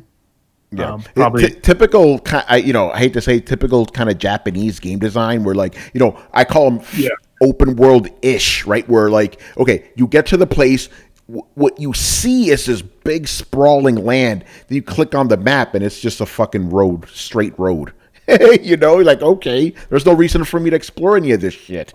Yeah, and that's one of the unfortunate things because it does. You open the map and it looks like an open world. And it's it doesn't really play like that. So yeah, it is unfortunate because, like you mentioned, this is a world that we're only going to get to once. Yeah. So making it as robust, giving it a little bit more lore, a little bit more exploration, I feel like would benefit these games because this is the only time we're ever going to play them. Yep, that's true. So, that's how it is with RPGs in general. I only play them once because they're so long. You only have time for that. Yeah. And not only that, but this is Final Fantasy. This is the only time we're ever going to see this world unless they make a Final Fantasy 2. Yeah, Final Fantasy 16 2 Turbo. But yeah, no, the game's dope. Having it's playing it reminds me. I'm like, oh yeah, I like video games. I kind of forgot that this generation. The combat and the story are the standouts. Really good. Yeah, I really like the character. Clive is fucking dope. Like, hey, look, there's a protagonist that's an actual man, you know? like the first version of Clyde is like, okay, that's your typical kind of Final Fantasy protagonist, and then it's like, oh, let's age him up. Let's actually make him a man, you know? Like, dude's got gruff on his face and shit. I'm like, okay, cool. You know, because they're mostly teenagers, you know? Clean-shaven dudes and shit, you know? Yo, man, I'm like, I was thinking, like, you're in a world where there's a bunch of magic and spells and antidotes and all this stuff. You can't get rid of that tattoo, bro. Yeah, that is true. Although I will say this though, even though Clive is obviously man, he's still got that fucking pretty boy hairdo. Square Enix can't get rid of that shit. The idol, that feathered hair and shit. Like, okay, you're fighting all these monsters, and you still got time to do your hair up like that. Oh yeah, that's never gonna change. It's hilarious, man. All right, good stuff. Moving on here, we got Mr. Jolly Yellow Nerd, who was also in the chat tonight. Going back to the Activision stuff here. Regardless of the outcome of the Microsoft Activision Blizzard deal, do you think this will result in a higher level of scrutiny in future buyout deals? For example, let's say in 2024, Sony tries to buy Ubisoft or some other major high-profile buyout. Do you think it will be a long, drawn-out process like this Microsoft Activision deal has been? We'll see all sorts of skeletons falling out of closets. I don't think we're going to see this level of scrutiny.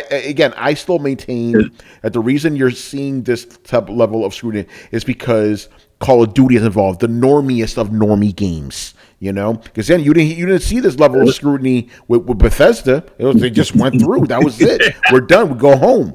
Go see our families. But with this shit, it's just because, like, some senator's fucking kid. They're gonna take Call of Duty from my PlayStation. What? And that was it. So yeah, I think both companies. Oh, Microsoft, they got to lay low for a little bit, but Sony, they're probably gonna have free reign to do whatever they're gonna do. What do you say, Rich? The answer to this question, hell no. There will not be any. There's not going to be any other scrutiny more than this, for the reason you said. But also, Microsoft has made themselves an easy target with the things that have happened with this company in the last couple of years. Obviously, the issues with Redfall launching, and then the fact in that time frame there wasn't really any Microsoft exclusive content out there.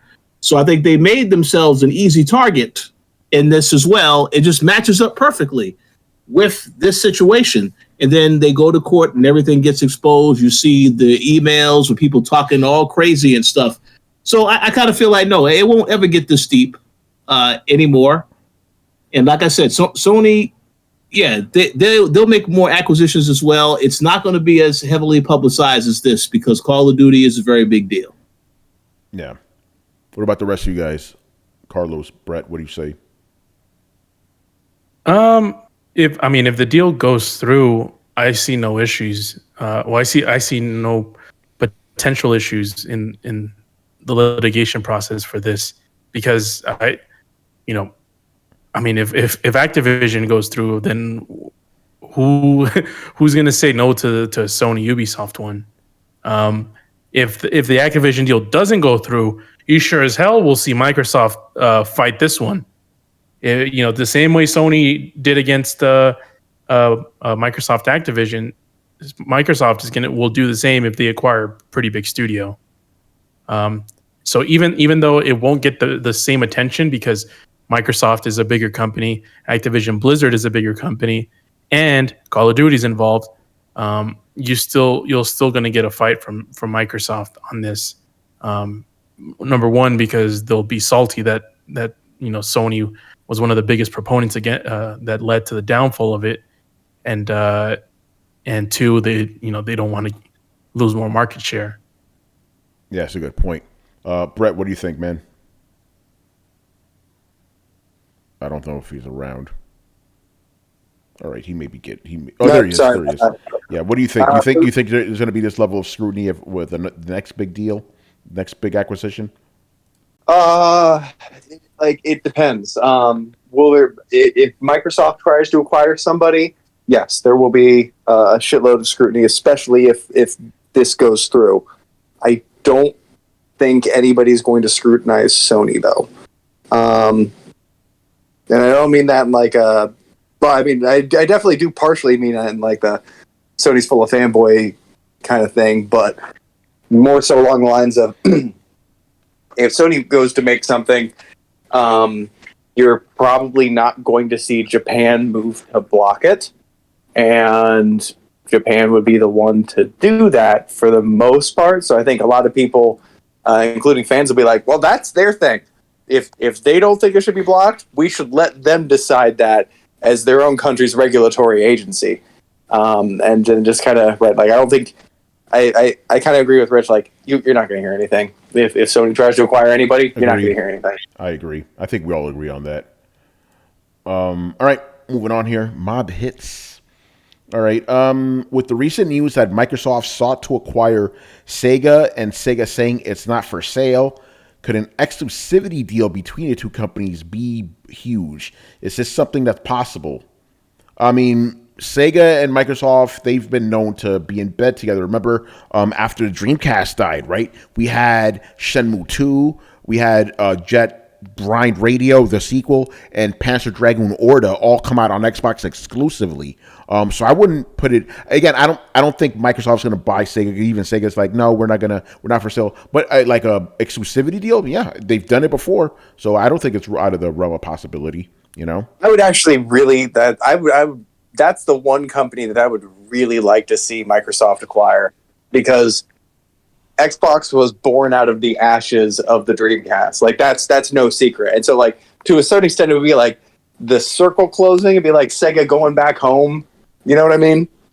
My question to you, Brett, is would Microsoft buy the Sega from... Because remember, the company's called Sega Sammy, right? That's another merger, by the way.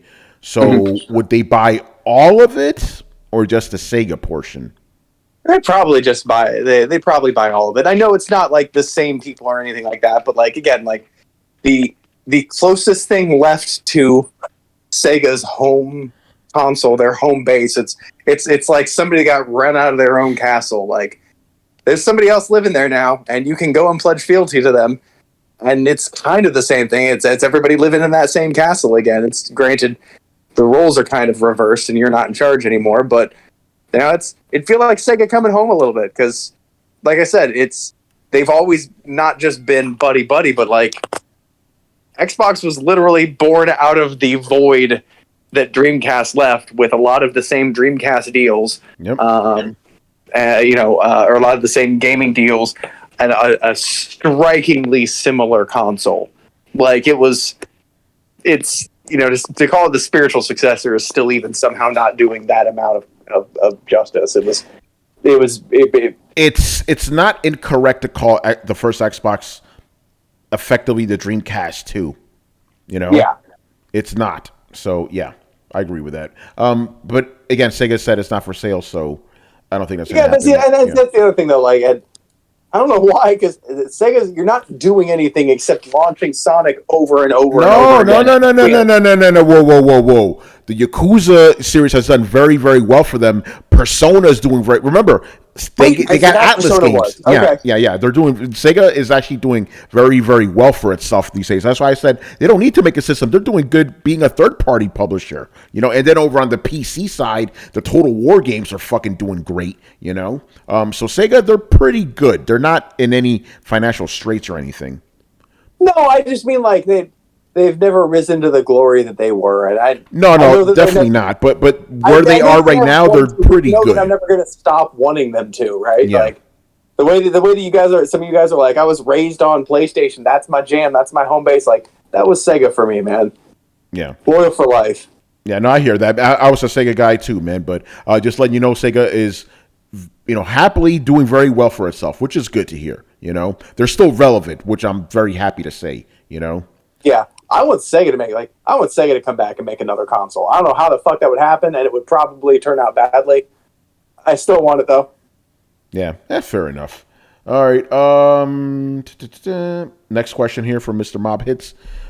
Is Ubisoft wasting its time and resources by developing 11 Assassin's Creed games? Should it instead focus its energy on more meaningful projects? How about maybe 6 Assassin's Creed games? Is it really producing 11 of them? Yes, it is.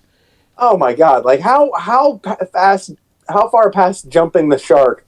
Like I get you jump the shark, right? And then you come back and you jump the shark again, and you kind of wear it out. And then you do it enough, and it kind of it's like a song that you listen to. It gets worn out, and then you listen to it enough that it kind of comes back around again. Like, how many times are you going to repeat? How many times can you jump the shark? Really? My thing is like, okay, they decide, okay, they said, okay, people were getting sick and kind of tired of the Assassin's Creed games. Let's space them out instead of every year. Let's put them out every 2 or 3 years. Then they decided, 11 games. How do we make that jump? Doesn't make any sense. I feel like somebody's trying to get fired. It feels like a troll. Go ahead, Rich.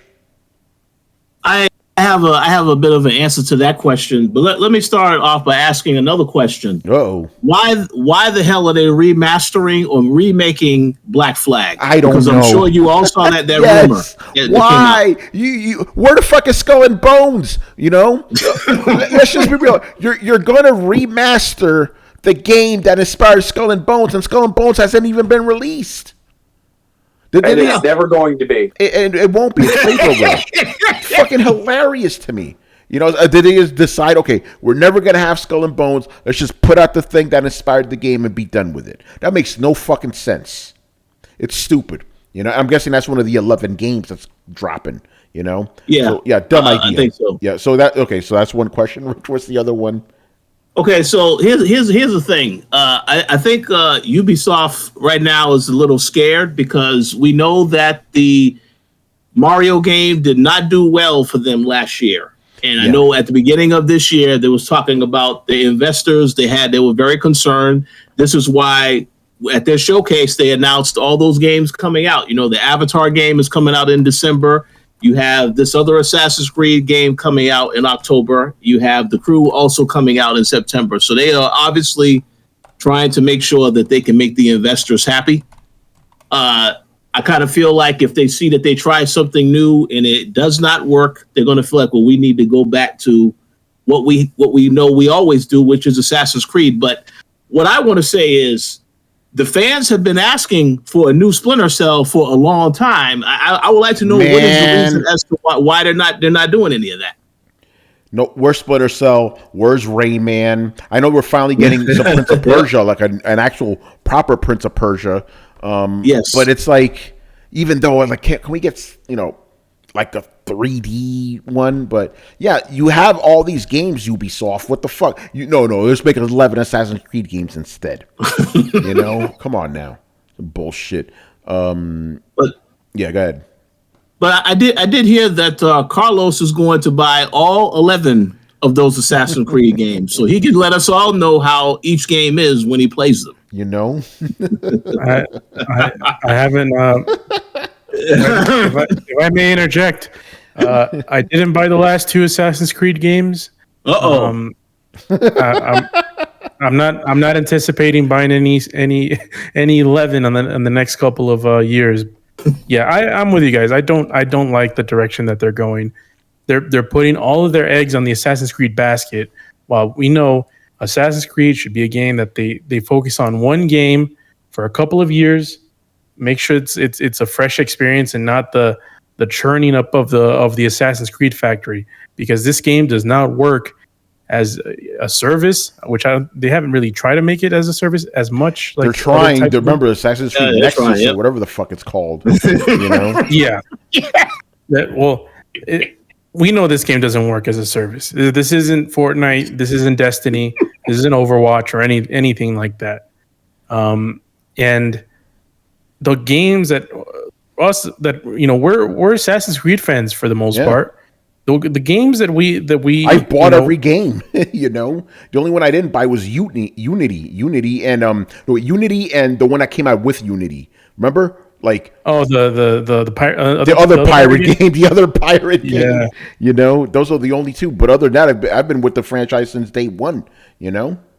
Yeah, same here. I just, I've been falling off recently. But we all love the, Assassin's Creed 2 and that trilogy. Man. Oh, So Ezio Auditore, Yeah. remake those fucking games. See, How about that? I agree that those were good. The one thing I will say though is, my issue with Assassin's Creed, yes, I understand why they took this direction. Let's have a different time period, all that other stuff. But the story of Desmond and the story how they introduced, oh yes, now we're going to go to the future. They completely scrapped all that stuff. Yeah. That's the stuff I was waiting to see what happens next in that storyline. But then when they said, no, we're not doing this Desmond stuff anymore, then they just decided, let's just do a whole bunch of other stuff. games? Over how many games did they develop that shit? And then they're just like, nah, son. Fuck Yep. Yeah. Well, yeah, what a waste, man. Because like when you were playing these games just to see where it was going was so intriguing. Like the Assassin's Creed 2 days, you're like, man, let's fucking go. And then Assassin's Creed 3 came out, fucked all that up. What a disappointment, man. Assassin's Creed was my shit for so many years, man. That was like the fucking friend because they gave me what I love, man. Everything like big open world game, fucking awesome combat and history, like legit history. I'm like, this is fucking dope, And then they fucked that up. As soon as the whole Desmond thing ended, that the franchise went, but I stuck with it. I kept playing the games. Even when they fucking break me, like Valhalla, 130 hours to platinum that shit, I was like crying inside, like, please save me. I don't want to play this anymore. But I had to finish the shit, Like Assassin's Creed, man, you fucked it up, Those games are so good. Now we're going to get 11 of them, Yeah, it's Skull and Bones. We don't know what the hell's going to happen with that. Beyond Good and Evil is in the back burner. And everything is just, I don't know. Where's Rayman? It doesn't make sense. The Division, even Adam is kind of out of it. Yeah. When you lose Adam, I only play twice a week now. I only play when we have division parties. And we have division parties. and you know what? If they release this game, it says the division Texas, I'm out because it's not in New York. It's not in New York, But Bliss, yeah. What would you rather have? 11 Assassin's Creed games or one Splinter Cell? Give me one Splinter Cell, just one. Blacklist was the fucking shit. How do you end the franchise on that? Like, come on, give us more. That game was fucking dope. The last couple of Splinter Cell games were good. Yeah, man, come on now. What are we doing here?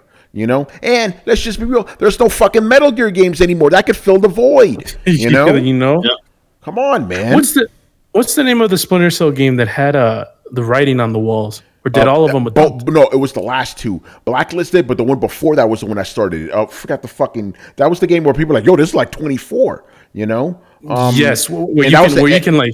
Yeah. That was you can target people on the other side of the door. Yeah. Conviction. Thank you. I think that was Conviction. It. Yeah, I didn't play it because that was an Xbox 360 exclusive, so I didn't get to play it. But I saw when I was looking at because that was back in the day when G4 used to show E3.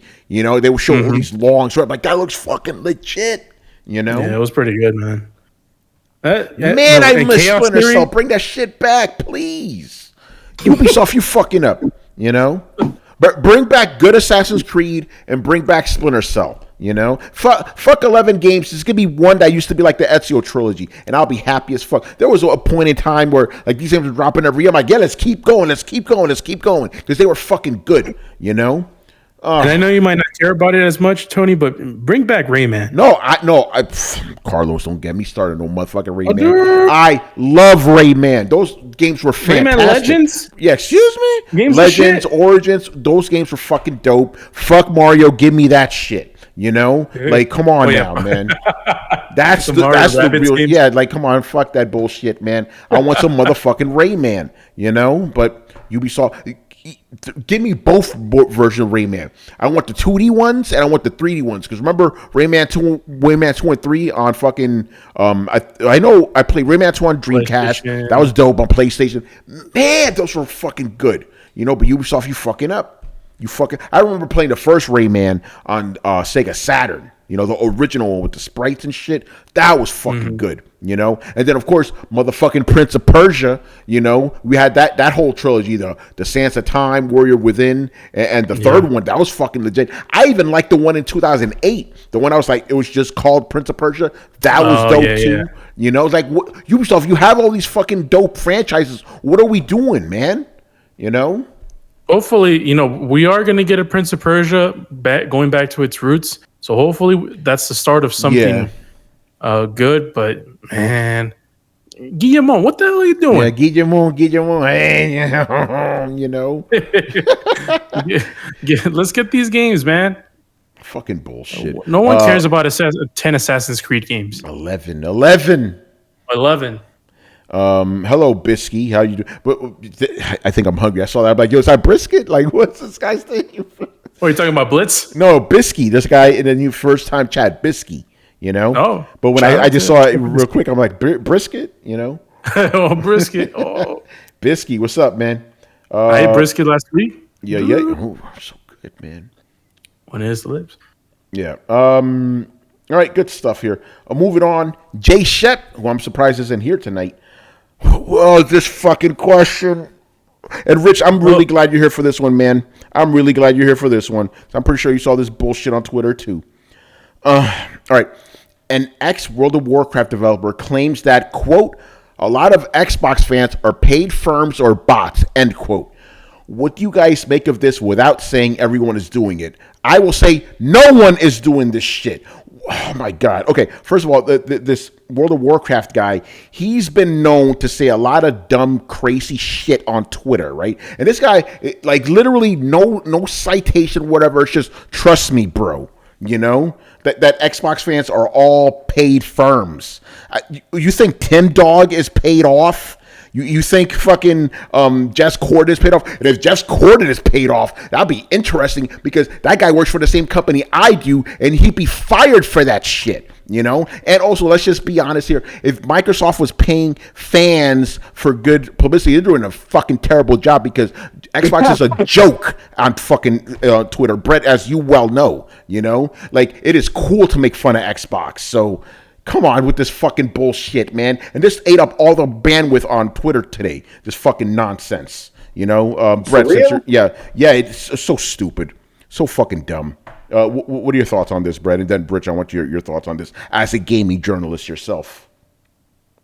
I mean, like, I'm struggling to wrap my brain around, like, people taking such an obviously dumb comment at face value. Like, I'm trying to think, like, okay, is there some nuance here that I'm missing? Like, people are accusing Microsoft of, suppressing or changing analytics through paid macro bot farming.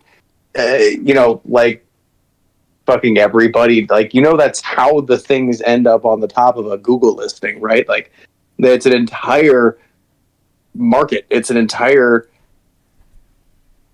system of jobs that are designed to do that. But if you're talking about, like, no, they have AI bot farms that are going on Twitter, and most of the comments that you see supporting Microsoft are paid by either paid shills or bots, like, that's fucking ridiculous. That's absolutely ridiculous. And if you, like, you can see that behavior. I don't know if you've ever seen the Russian bots that, like, are all over the place, but, like, they're not very smart. And granted, like, maybe with ChatGPT this got kind of better, but, like, it's such a huge undertaking for absolutely nothing of consequence. Like, you're not going to change the way that investors or the market reacts. Like, here's the thing about Twitter. Everybody on Twitter thinks that it's fucking important. And then the other 90% of the population doesn't pay any attention to it. Yeah, just to be clear, Brett, and these are actual numbers, the other 94% of the human race. Literally 6% of the human race is on Twitter, but it's supposed to be the most important thing ever, you know? Dude, it kind of reminds me how, like, if you go on Reddit and like go to the Diablo subreddit or whatever, like I do sometimes to look at people's builds and whatnot. I'm a big fan of gaming subreddits. I love to see all the drama and drink the tea. Anyway, if you go on there, you'll hear or read comments about people bitching like, "Oh, there's so many of us, and everybody on the subreddit thinks that this change needs to happen." And or like, when they added the thing where you could teleport to nightmare dungeons in the patch, that was because we here flexed and told used our voice. And people were like, it's not hard to do the math. If you look, there's been over 9 million copies sold. There's less than 1 million subscribers, significantly less than 1 million subscribers to the subreddit. We're not even 10% of the total population. And the people that are on the Reddit are the people who are generally going to be a little bit more hardcore, care a little bit more, be more in the community, not people casually playing a couple nights a week. So, like, thing on Reddit is skewed at all like you think that it is, because it's an echo chamber of hardcore no-lifers all yelling about a game that they've put 600 hours into. It's the same thing with Twitter. If you are on Twitter yelling about console wars and your console of choice, you have separated yourself from the other part of the public that genuinely cares about that stuff. Like, you are, by definition, the extreme. So, and the extreme that honestly not a lot of people fucking listen to. So, I just this idea of that's just the effort reward there seems wildly out of whack, doesn't it? Like, and it only seems like that kind of comment or idea would make sense to people who are terminally online. Yeah. By the way, I love that phrase. I've heard it like about a month ago. Terminally online. Love it. No, but you're right. It's like, okay, so if most gamers are not on Twitter, right? Why would Microsoft pay to have bots or pay fans? They said they paid fans for positive coverage. That's so. Think about how dumb that sounds. Why would they spend money on a small portion of population that doesn't even move the fucking needle? But again, and Rich, I'll let you go on. But the part that J-Shep that you said here that really bothered me was at the end. What do you make of this without saying that everyone's doing it? He's basically saying that this is a thing that every company does this. No, this is not a thing. And it really bothers me that this happens when it comes to gaming. It's like, oh, you guys are all paid off by these companies, right? That isn't to say that shit hasn't happened, right? We know about Microsoft paying off influencers and shit, right? And we've called that shit out. And this is one of the reasons we always call out influencers, because they've done shady shit. But in practice, no company's going to go on Twitter to buy in the gaming. I don't know about these other venues and shit, but that is not fucking happening. And it pisses me the fuck off that people think this is a thing. I don't understand where people just think, gaming journalists or whatever, they're swimming in money. Most of us are fucking broke. You know why I left gaming? Seriously, because I wasn't making any fucking money. I was living in a project for 10 years doing this shit. This thing doesn't pay. So I don't understand where this idea comes from. Oh, you must have been paid by Sony. You must have been paid by Microsoft. Get the fuck out of here. Nobody does that shit. Yet these fucking idiots on Twitter believe this is an actual thing, that everybody's paid off. It's so fucking infuriating, man. No, why would you pay for fanboys? Like, especially like to anybody who actively, emphatically believes this, I would say, why would you pay for fanboys when you're clearly out here doing that shit for free? Yeah, exactly. And yes, Blitz, we have seen that with Microsoft paying off fucking machinima. Again, this is why I'm just saying, I don't give a fuck. This is why I don't trust any influencers, right? They're not held to any scrutiny. Again, going back to what I said before, Jez Corden writes for Windows Central. If it is discovered that he is in league with Microsoft anyway, he will be fired instantly. Accountability with an influencer, that's just what they do. That's why I don't trust those fucking people. Don't trust influencers or Twitch streamers or media companies or even Google. Like, again, like, here's the thing I don't get about this, man. Like, how would you keep the lid on this? If you're just paying everyday assholes who go online, like, that shit would be like, it would be, again, like paying for Google listings, which is a dirty secret, but man, it's a public secret. Everybody knows about that. And both Microsoft and Sony and probably Nintendo definitely pay to keep their search results weighted at the top. It's kind of standard industry practice right now. So, like, I'm not saying that there aren't some weird dystopian realities that we live in and normalize. That just ain't one of them, man. Yeah. By the way, Bliss, I'm glad you brought this up, right? You know, because this also proves the point, right? Motherfuckers think, oh, gaming podcasts make a lot of money. We don't make shit. You know, we don't make. You know how much money the other day I got $100 check from Google for 4 years worth of work on this fucking YouTube channel. You know, come on, are you fucking kidding me right now? Right? Really coming up now. Yeah, we're blowing up. Oh, but I did realize this though. So from Twitch this year, we've made around $400, which means our 9-year anniversary is coming soon. I think it's time to buy fans a console, Brett. I think it's time. You know, because that's what we do. Because last time we did it out of pocket, you guys. Yeah, we did out of pocket. You know, it's like so. Again, there is no money in gaming. I don't understand where this shit comes from. This whole idea that people are just paid off. I wish. There's money in gaming. Yeah, there's no money in winning a Twitter fight. Exactly. By the way, real quick, Otaku Man, he's been doing this shit forever, longer than all of us. One of me and Richard's inspirations. He says, "I've been doing this shit for 40 years, didn't make a living off it." You can't. You know, so no, but they're gonna pay. They're paying Tim Dog off, right? Come on, man, that fucking bullshit. Anyway, before I get angry, or Rich, what's your thoughts on this nonsense?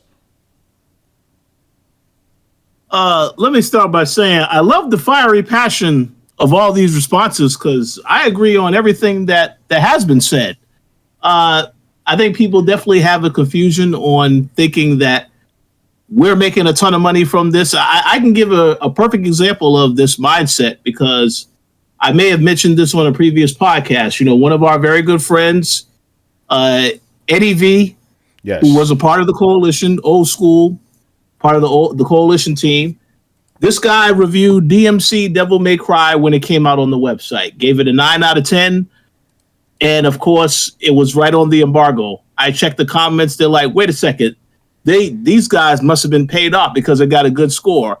I turn around and I look, everybody is talking about how great the game is, including IGN.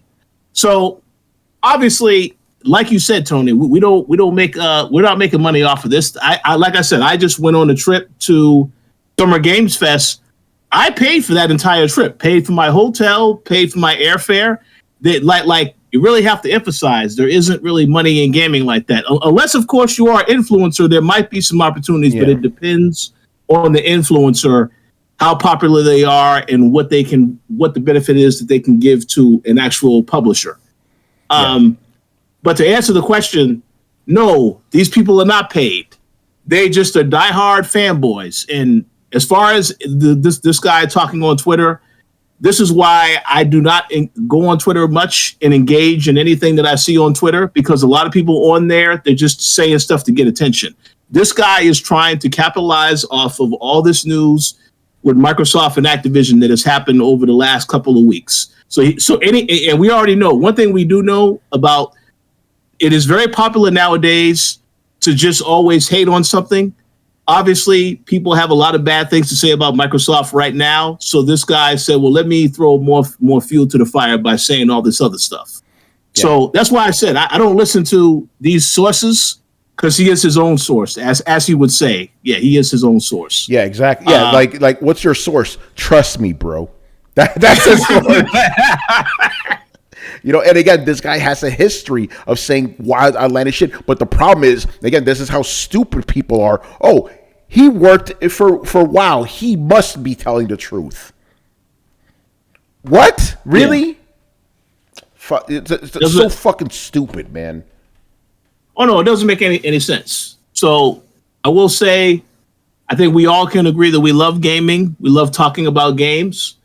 But as far as this being a highly lucrative field as a game journalist, it's just not there. Why do you think there are so many websites that shut down, went out of business? So many people that were in the industry that left and got other opportunities. This should tell you there isn't a lot of money in game journalism specifically.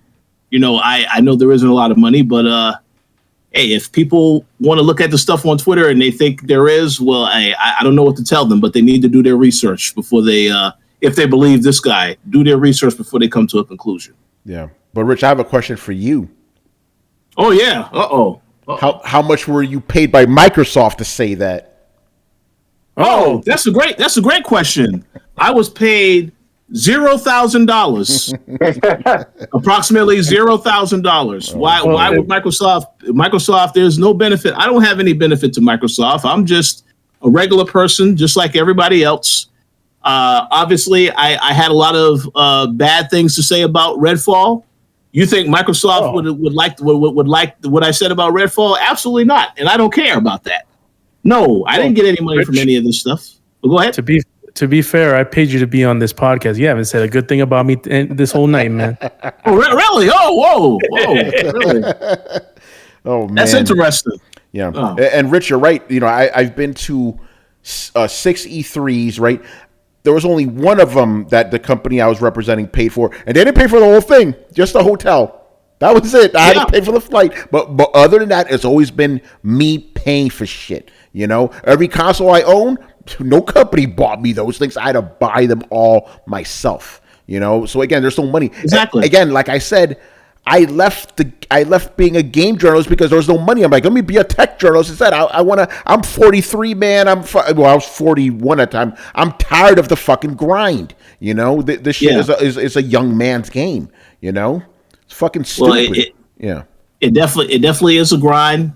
There is no guarantee that you will be successful as far as making money. Sure, you can have a successful show or anything to that effect, but the money is just not there. And even as somebody that runs a website, you know, every single month we have to pay a server bill, you know, so obviously we have to make sure we have money to actually pay that bill. We're not getting paid by any of these companies to make sure any of this stuff happens. We do get opportunities to play games like any other website. If they will, you know, maybe I go to an event and I'm able to play a game, so on and so forth. But none of that stuff is paid for. All that, if it is money involved, it comes from my pocket directly. Yeah, that's how it is. So, yeah. And again, just the fact that people just believe this shit, like it's frustrating, man. Because we know the truth, you know? Exactly. Yeah. All right, let's get to the last two questions of the night here. Mr. Anglo Jackson. Cool name. Yeah, I like that. Man, here's a troll question. Once these games are finally out, which one will score the lowest on Metacritic? Indiana Jones or Fable? Oh my God. Wait, is there an Indiana Jones? Yeah, it's exclusive to Xbox. Oh, Indiana Jones going to score worse, absolutely. Yeah. So I don't understand some of the Fable hate. Like, what did people expect? Like, they're like, oh, it doesn't look like the old game. Like, yeah, man, the old game kind of looks like shit now. Yeah, go back and look at it. It doesn't look the way they remember it in their mind. Your mind upscaled that and filled in the blanks. So it's like being like, oh, they don't look like they do in the book, bro. That was your imagination. That's what you meant to say is they don't look like they do in my imagination. Because Fable, especially the first one, definitely came at a time where you had to fill in some gaps, man. That part of that was you. You met the game halfway. Yeah. Go ahead, Rich. My answer to this question is it is way too early to even ask this question. That's we haven't my seen answer. any. Yep. Yeah, I mean, we haven't seen any footage from Indiana Jones. And by the way, Machine Games is working on this. I like Machine Games, so I'm going to think that game will be all right. As for Fable, I actually enjoyed the reveal, but obviously at this point, we just need to see both of those games. So I can't answer that question. All I can say is it's too early to think about that, but I'm going to say this right now. I think they're both going to do pretty well. I don't think it's going to be they're going to just get horrible scores. I think people are genuinely interested, at least Fable. I mean, a lot of people was interested in Fable, so I kind of feel like they'll both be all right. That's just my opinion, though. Yeah, that was my answer. It's way too early to tell, so that's my answer is I'm not answering because I don't fucking know. All right, and the last question of the night, one has to go, Western or Eastern games? Another question I will not participate in because I like both. Yeah, I'm not sure why either one has to go. These are definitely some troll questions. I would Yes, say. they are. It's not. Anglo Jackson, love you, but these are troll questions, man. Okay, see, here's what's happening. The Earth is actually going to stop its rotation, and we have to decide whether the eastern or the west side of the planet actually gets. Because one will be bathed in perpetual night. Now we can still develop video games in perpetual night, but the burnt to a crisp that the other half of the planet's going to get. There's just no video gaming in that. So we have to decide who gets burned alive and who gets plunged into perpetual night. And those people will probably end up playing more video games, if I'm going to be honest, because you can't go outside. So that's the logical basis. What happens if the sun side is the Pacific Ocean? I mean, Japan's in the Pacific Ocean, so Yeah, that's true. Well, it's all It's like the Ring of Fire. Like the tectonic plates. There's a huge one in the North American one, and there's a huge one in the Sea of Japan. So it's like which side survives? That's right. Yeah. One side gets kaiju to death, the other side makes a bunch of video games. The funny thing is, if you had asked me this, like in the early 2000s, my answer would be Western go, because Western games were shit, back then. But it's like they've stepped up, obviously in the last 20 some odd years. So no, I'm not answering this question. Take what I'm going to say. Take what I'm going to say with all the love I can give Mr. Jackson here. What I'm going to say now, again, it is coming from a good place. I am not meaning you any ill. This is a stupid question. Anyway, you're trying to get us in trouble. Yeah. Tony does not like extreme hypotheticals. I really don't. They make very little sense to him. I will say the interesting thing is we say Eastern and Western, but the interesting thing about all of that, when we say Eastern, primarily it's just Japanese games. Japanese, yeah, let's be real here. I mean, there's some Korean, there's some Chinese games sprinkled in, but it's for the most part, it's just them. They're carrying the weight of the Eastern side of video game making. As far as the West, I mean, the North America was sort of carrying most of the load. Now it's like a lot of European video game makers have been stepping up their game. A lot of Polish, a lot of UK. Ubisoft. They have not been Canadian. That's Canadian, friend. I disagree with Ubisoft stepping up their game comment. No, I'm talking about back 20 years ago. When they were good. Wait. This is potentially a really stupid question. Is Ubisoft a French Canadian studio or just a French studio? I think it's a good question. I always thought they were French, but I think you're probably right. Let me see. Where's the headquarters? Look it up. I mean, where we go? No, they're French. They're French. Okay, yeah. See, okay, so I was right there. Do not to be search my country, Well, because we are not these filthy Canadians. We are French. We are the greatest Europeans.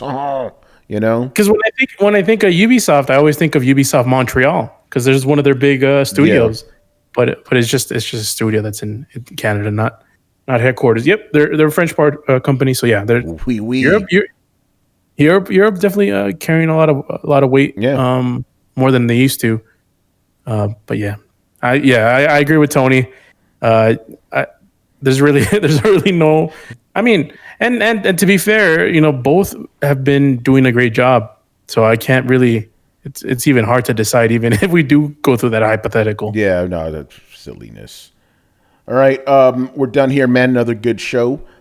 Just 4 of us, but we still held it down over 2 hours. That's how we do on Throwdown, man. Just the 4. We don't need those other guys, man. Yeah, it's cool. Rich, we're gonna get you on as a permanent member, man. Screw those guys, Hey, always be available to come on. It's always a fun conversation with you guys. So I look forward. Hope the fans enjoyed the show as well. Definitely, man. Thank you for being on last minute. And yeah, Rich, just let people know where they can find you and let us know what's going on with the coalition. Oh yeah, so my Twitter handle, Rich Bailey Jr. thecoalition.com is the website. Carlos, Adam, and I, we recorded the latest episode of the I Am Negan podcast featuring our review of Dead City, The Walking Dead, Dead City, which is Adam's most favorite Walking Dead show that has ever been created. Yes. But we had a lot to say about episode 3, so definitely check out that recap. You know, you can find it well, I will put it on the website, but you could also find it on our YouTube channel, The Coalition. As for The Coalition, there's a lot of other stuff that's coming. The Coalition Gaming YouTube channel. There'll be more videos going up in the next couple of weeks, so stay tuned for that. And just enjoy the summer, the gaming. So plenty of games to play. We'll have a lot to talk about soon regarding some of those other games. But that's it for right now. All right. And thank you for plugging I Am Negan. So we got that there. And yeah, man, good stuff. So anyway, make sure you follow Throwdown on Twitch and Twitter. Join the Discord where the conversations and the rumors are always popping. You could also find us on any podcast app by searching for Throwdown Show. That's 2 words, Throwdown Show. We got throwdownshow.com where you can listen to our past episodes. And if you've been watching us on YouTube and enjoyed our videos, make sure you hit like, subscribe, and hit the bell to be notified of when our premieres go live. Links to everything down below. Once again, I was your host, Tony Polanco. And tonight I was joined by Carlos Romero. Peace out. Brett Murdoch. Deuces. And Richard Bailey Jr. Have a good week, everybody. All right, we shall return on Thursday. And to our American listeners, have a happy 4th of July. Later. Peace.